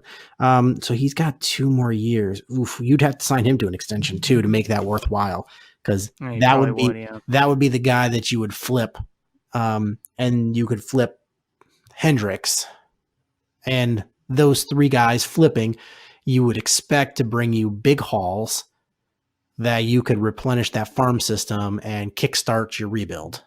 And this is worst case scenario here. Right, we're talking worst case scenario here, not what they should do. This is absolute worst case scenario. Yeah, and you look at the White Sox and selling Chris Sale and Quintana and a couple of other people really absolutely jump-started that whole rebuild. I have a meatball question for you. I've got some nice Italian bread to put those meatballs on. All right. Mamma mia, mamma mia. Do you think the Cubs winning the World Series was a motivation to do that rebuild for the White Sox? No. I think I don't think they wanted to rebuild. I think the situation sort of forced their hand. I think they needed to. I think at a certain point they were just like, you know what, we've got to get rid of Chris Sale. And once you say your best player and best pitcher, you've got to get rid of, then you just go reset. Then you go, we're going to get rid of Quintana. We're going to get rid of anything that's not nailed down at that point. So I don't think it was the Cubs World Series. I think it was Chris Sale being a pain in the ass. That could be. Yeah, that's fair. I mean, the only reason I ask, it's not because it's more of a, they did it, Cubs Sox thing. It was kind of a question of saying, well, they rebuilt and we saw how that worked. We're clearly not going anywhere with this core, so maybe that's what we got to do. I mean, that's kind of the reason I was asking it. I mean, I'm sure I'm sure that wasn't completely, missed by the White Sox organization. I'm sure that factored in some level, but I have a feeling that, especially with the history of Kenny, that their druthers would have been to just keep trying to add some veteran pieces cheaply and try to win that way. And I think I have a feeling with Rick Hahn, the way the Cubs went about things resonated a lot more than it did with Kenny and with Jerry. So I have a feeling that, that ringing in Rick Hahn's ear and him ringing in everybody else's ear and the way things went with Chris Sale, that they're like, okay, you're right. When we have to part ways with Chris Sale and we can get a fortune for him, what's the sense in, we're not going to rebuild around Jose Quintana. So let's just start selling pieces here. And I think that was the precipitating factor. It's probably the smart answer, yeah. And, Cubs winning and the way they did it, I think in some ways triggered that sort of mentality around all of baseball. So I don't want to say it did with the White Sox any more than anybody else, but I think the Chris Sale thing was just, hey, we can't make it work with this guy. We're just going to hit reset, and it turned out to be the right decision for that team. Yeah, that's probably the smart answer. Yes. So, do we want to bring this home with a little Chicago Bears? All right, we got that Kool-Aid ready. This Kool-Aid is ready to go.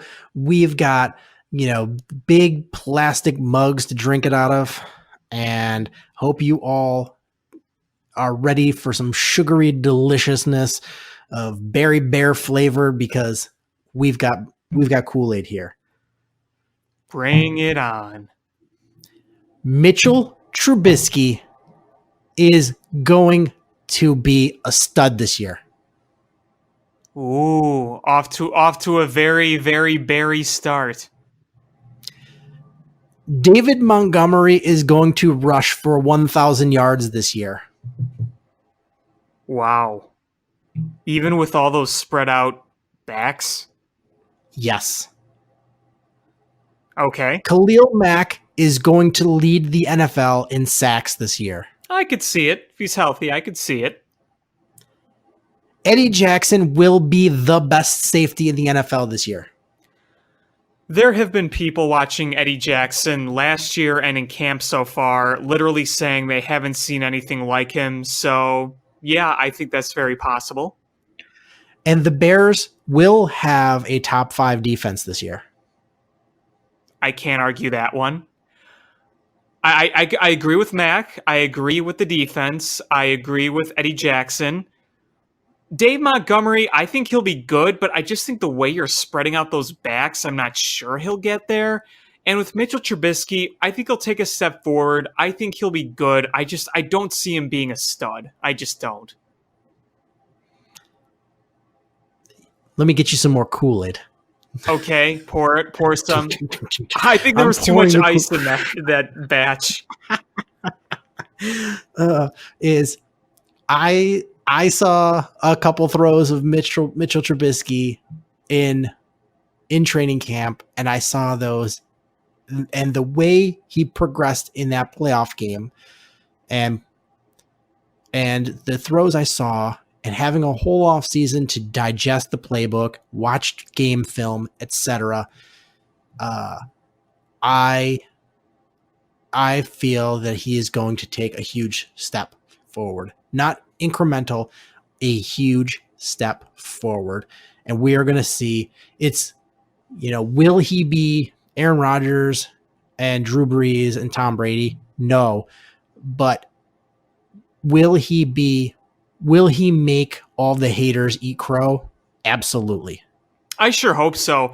I mean, my optimistic look at him is he will improve on the deep ball. He will improve his IQ just on the field. Because remember, when he came into the league, he was much more raw, and he had to spend his first year under John Fox, which will hurt anybody, any quarterback or anyone trying to be an offensive weapon. He'll have the weapons around him. Matt Nagy will have a better understanding of his offense and have even more options to go to. So I think that's a recipe for him to definitely take a step forward. And part of it is Matt Nagy had some rough moments of being a head coach last year. Yeah, I mean, he was a first-year head coach. Growing pains were expected. Yeah, maybe not in the head coaching department per se, but in the play calling, in being in charge of that offense. There was, there was a lot of things that you could go back and be like, ugh. And he's not a guy that's going to, mask it or deny it. He's just going to flat out tell you, yeah, this should have been better. Yeah, this will be better. And I think as a head coach, the umbrella, I think he did a fantastic job because of the culture that he helped usher in, the way this team, played, the way this team competed. It was coming from playing under a veteran head coach that is really well respected in the league to just taking huge steps forward with a first year head coach. That's big.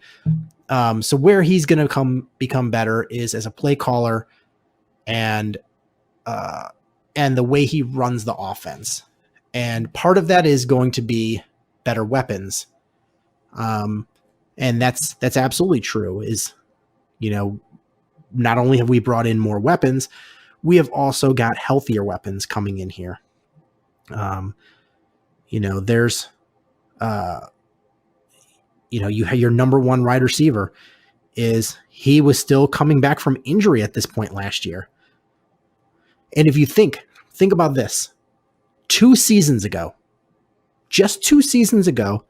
the Chicago Bears opened the season with these 6 wide receivers, Kevin White, Kendall Wright, Marcus Wheaton, Deontay Thompson, Josh Bellamy, Trey McBride. And none of those guys would even be close to being like near the top on this current core now. They'd be practice None of those squad guys. None of those guys would make the roster. No. The 53-man roster. No, they'd be on the practice squad. And that's part of it is you've got guys coming in healthy, guys coming in when the second year of the system, second year playing with the quarterback, and all those things factor into it. And you add weapons to this. You'll have Adam Shaheen coming in healthy, and you hope that he can be what you expected him to be when you drafted him in the second round. And if nothing else, a big red zone target. Even if he is nothing else, if he is a red zone target, that is a huge bonus for the Bears because he's a big guy, and if he can use his athleticism and speed to catch touchdowns, more power to him. Mm-hmm. You've got, everybody else coming in under a second year of the system. You've added some players.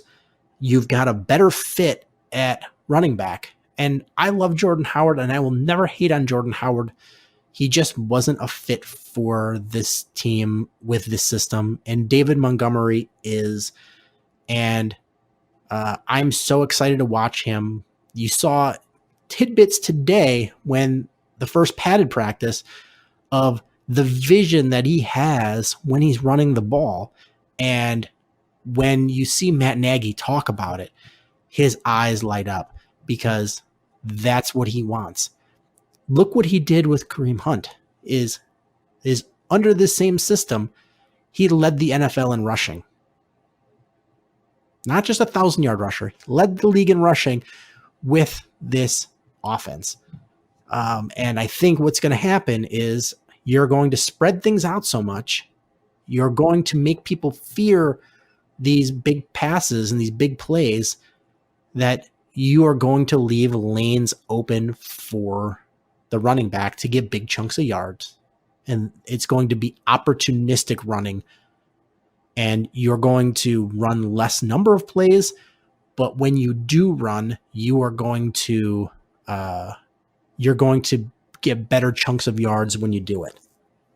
I'm just watching some of this stuff right now on my phone. You look at the footwork this guy has. You look at the agility this guy has. I was talking about him on the show last week, but seeing more and more footage of him, it gets you really excited. It really does. Because you're going to have him, you're going to have Cohen, you're going to have Davis. I mean, right there, that could be a three-headed monster because Davis will be a nice veteran presence to have. And if he's your third running back, you'll take that.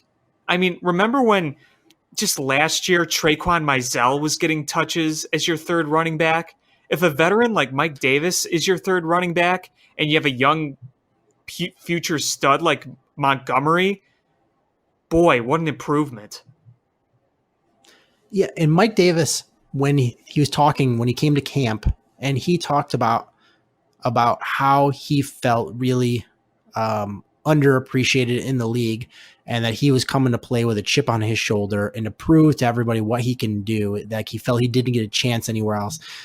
And you're like, all right, I like this.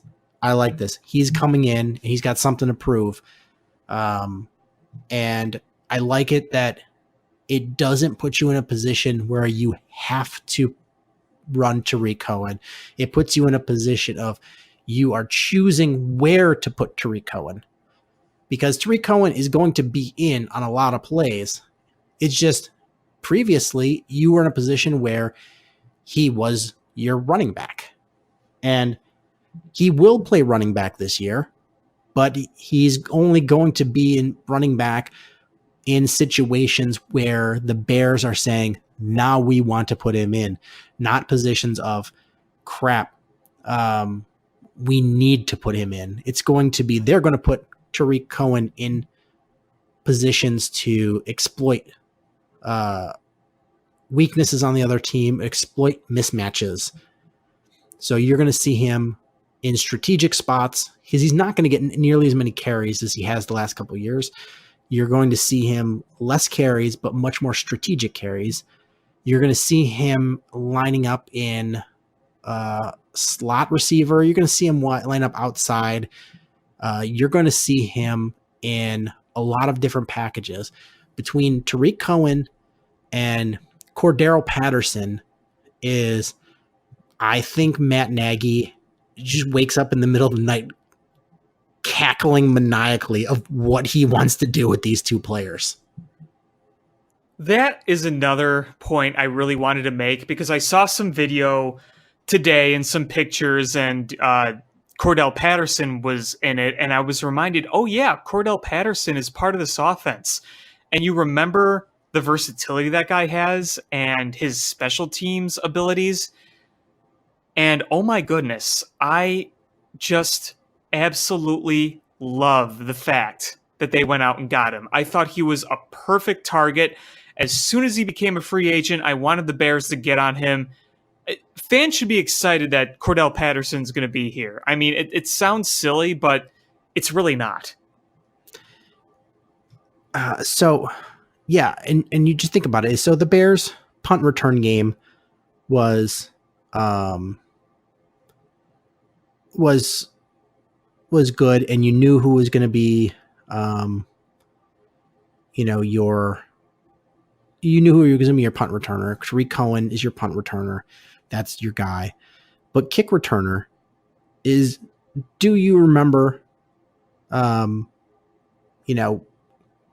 all of the absolute dog crap that we had returning punts last year? Kicks. Yeah, didn't we have Mizell returning kicks for some time? Didn't we have Benny Cunningham? Benny Cunningham was our go-to kick returner because he was the least likely guy to make a mistake. But right, he wasn't going to get you yards. He just wasn't going to fumble the ball. And you saw everybody else in the league against other teams were kicking it into the end zone for touchbacks. With the Bears, they were kicking it down to the 1-2 yard line or right at the goal line and forcing the Bears to return it because they knew they weren't going to get it to the 20 or 25. They weren't getting it back there. And it was the Bears had worse starting field position because of it. And now go ahead. Try to kick it to the one. I dare you. Is because we have arguably the best kick returner and punt returner combination in the NFL. And so when your special teams better be on the ball that day.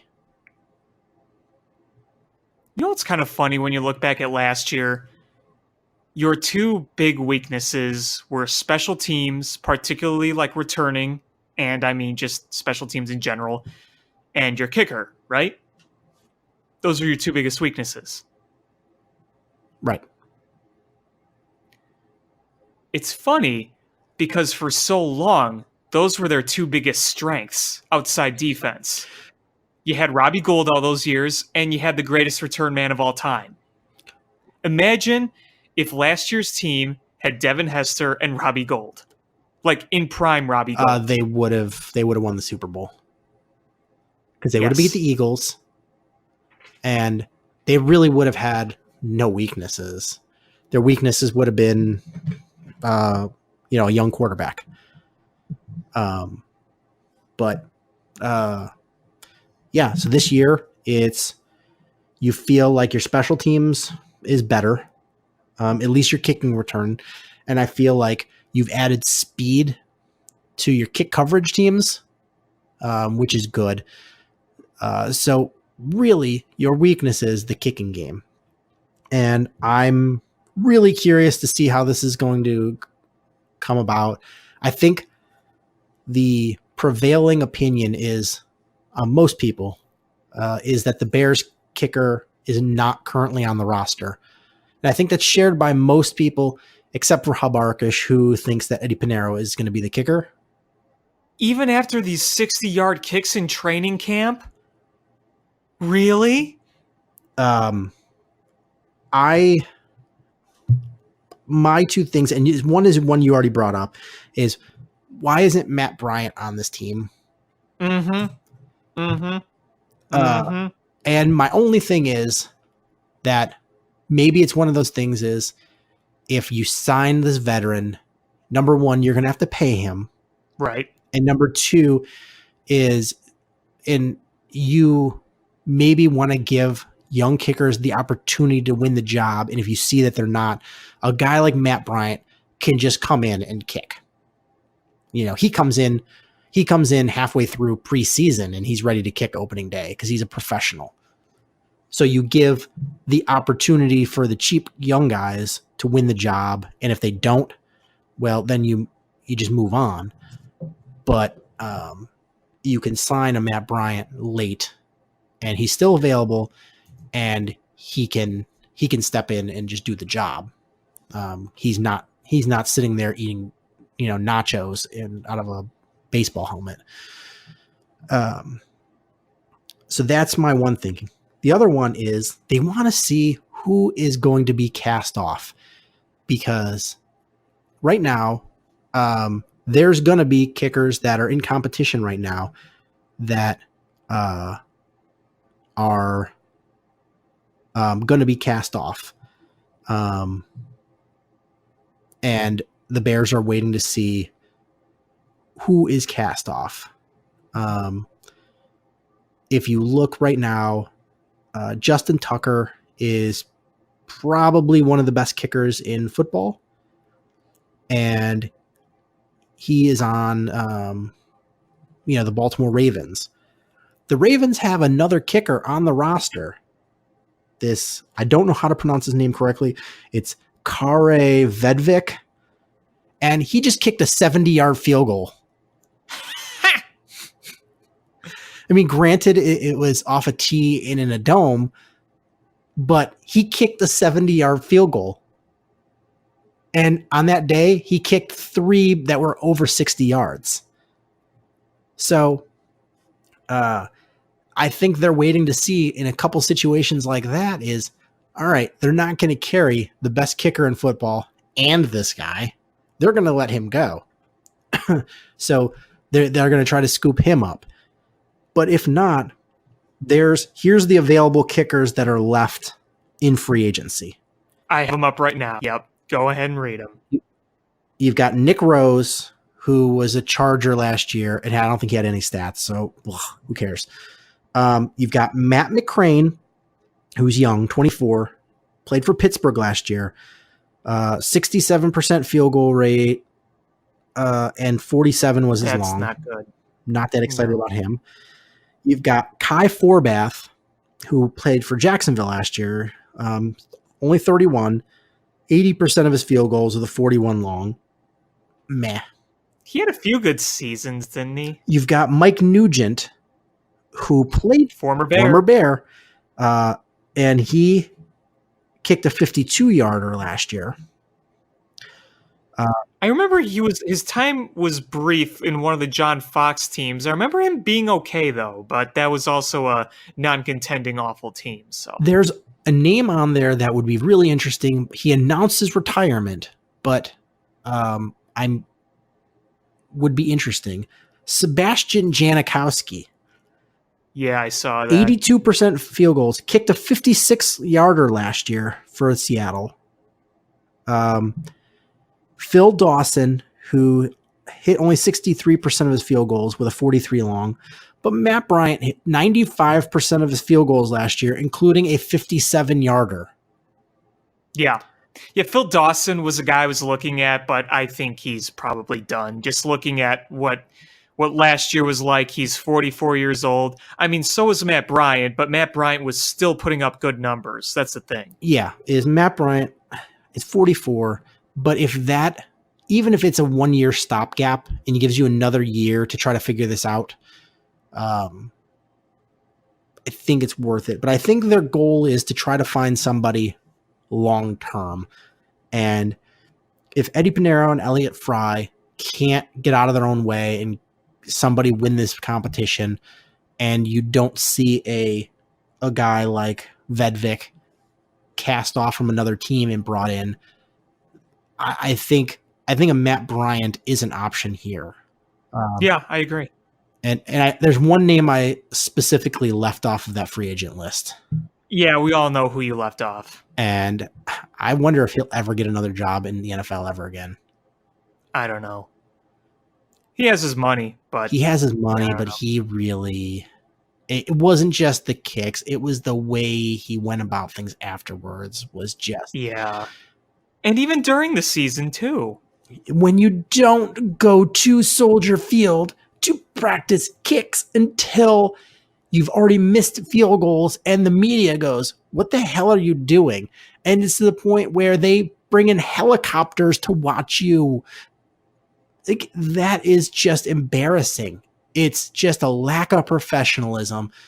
And you listen to any successful Bears kicker and they're like, yeah, you go down to Soldier Field and you kick because that's where you get used to that wind pattern. Yeah. Well, you know.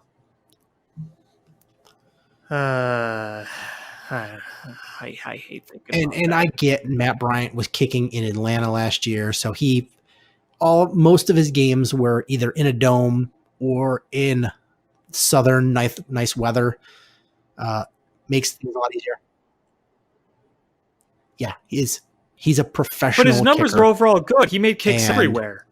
I think if you are a team that is competing for a Super Bowl, and that's what this team is, it is Super Bowl or bust for this team, and you do not want to put all of your eggs on a guy that is not a professional kicker.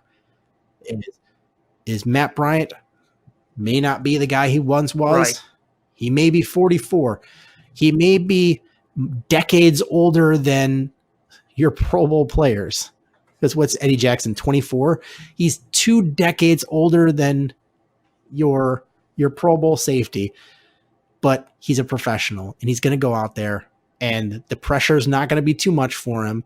You don't have to worry about his fragile ego. He's going to just go out there and kick that field goal. And you don't have to be like, oh, it's 43 yards. I don't know. Maybe we should go for it. You go 43 yards. Yeah. We could take a sack here and still go for it. Yeah. On those games where you're like, oh man, this is our last possession. And they put the marker on there. You need to get it to this yard line for a field goal. And with the Bears, you're like, oh, you got to get it down to like the 20-yard line for a real. It's like, And even it's so, like you have to literally the 20-yard line, because you add whatever yard line you're at, you add 18 yards, 8 they go 8 back for the kicker. And then there's 10 yards between the goal line and the goal post. So yeah, to the 20, because that makes it a 38-yard field goal. That's where you feel comfortable. And you're like, okay, with Matt Bryant, he made a 57-yarder. So you could get to the 40-yard line. You're like, just get it a little bit over midfield and we got a chance. Yeah, let's hope that's not the case going forward, because that was awful. And you knew it was going to be costly at some point. It was going to be costly. Number one, it's a kicker that couldn't kick long field goals. And he was missing field goals left and right. And the way he was missing them, it was just, you knew that was going to be a disaster. I like the idea, even if a kicker misses it, because they're kickers, they're going to miss a kick. Like, kicking it from 50 yards away is really far. Like, go set up a tee and go 50 yards and be like, holy crap, they kick this? Like, yeah, I get it, but you want a guy that goes up there and it's not going to be nerves or pressure or some weird mental thing that causes him to miss. And he's going to go up there and he's going to give you a legit chance to, if you're like, crap, you know what? It's either we throw a Hail Mary or we go for a 60-yard field goal. And your kicker goes, I got this. And you're like, all right, 60 yards, we could win this. Like, if you miss a 60-yarder and it just falls a little short or just goes wide, you're like, crap. but at least you were in a position to kick a 60-yard field goal with, I can't remember the last time, even with Robbie Gould, you were like, you're not going to kick the 60-yarder. Like, but especially over the last few years, you're just like, man, anything over 40, 45 yards, you're like sweating bullets. Mm-hmm. And with PTSD from last year, we're going to feel that way no matter what kicker we have. Oh, I know. Extra points, I'm going to be nervous. Yeah, seriously.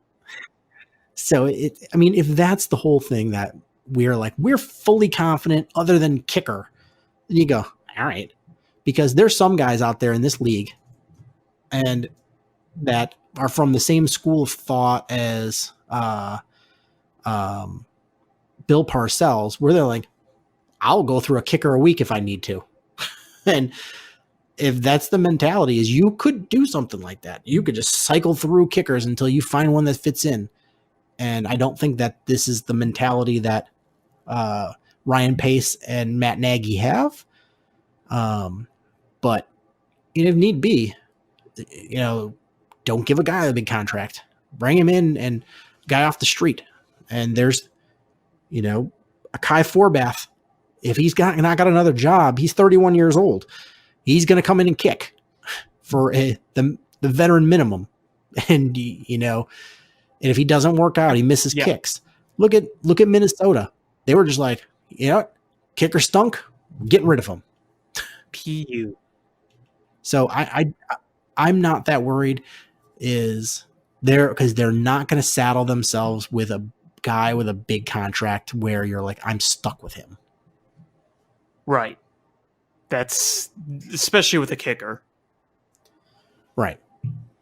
And so whoever the kicker is that gets the job starting opening day, first game of the season, that guy may not be the kicker at the end of the season. You hope it is. You hope he earns the spot. But there's a lot of kickers that are looking for jobs. And if he doesn't do it, we'll bring somebody else in because it's not going to cost us anymore. If you paying a guy, let's even say $1 million a year, and you've got $1 million to spend on a kicker, Panero or Elliott Fry are going to make the league minimum for kicker. And if you part ways with them, you part ways and you bring in somebody else that's league minimum, and you're just, it's substitutable. You're still spending that same kicker budget, no matter who's on your team. Whereas if you would have cut Cody Parkey in the middle of last season, it's whoever you add is adding to your kicker total. Right. I just want the clown show with it to be over. I just want someone we can rely on. Remembering how last year ended just sickens me to no end. But you gotta fix that. It right there sickens me. Knowing that magical season ended like that. But you gotta figure it out. Yep. Right. No, I think I've Is there anything else said you my piece wanted to tonight. talk about? All right. Well, I think that's going to do it for this episode of Bill Swerski Sports Talk Chicago. I want to thank everybody so much for listening. Please check us out on social media at ShyFanPat1, at Swerski Sports, Facebook.com/Swerski Sports, SwerskiSports.com. Hit subscribe however you listen to podcasts, whether it's iTunes, Stitcher, YouTube, the TuneIn app, or Google Play. Any of those, we're on there. Hit subscribe. Share this podcast with your friends. That's how we grow the podcast. And again, thank you guys so much for listening. And until next time, bear down. Cubs win!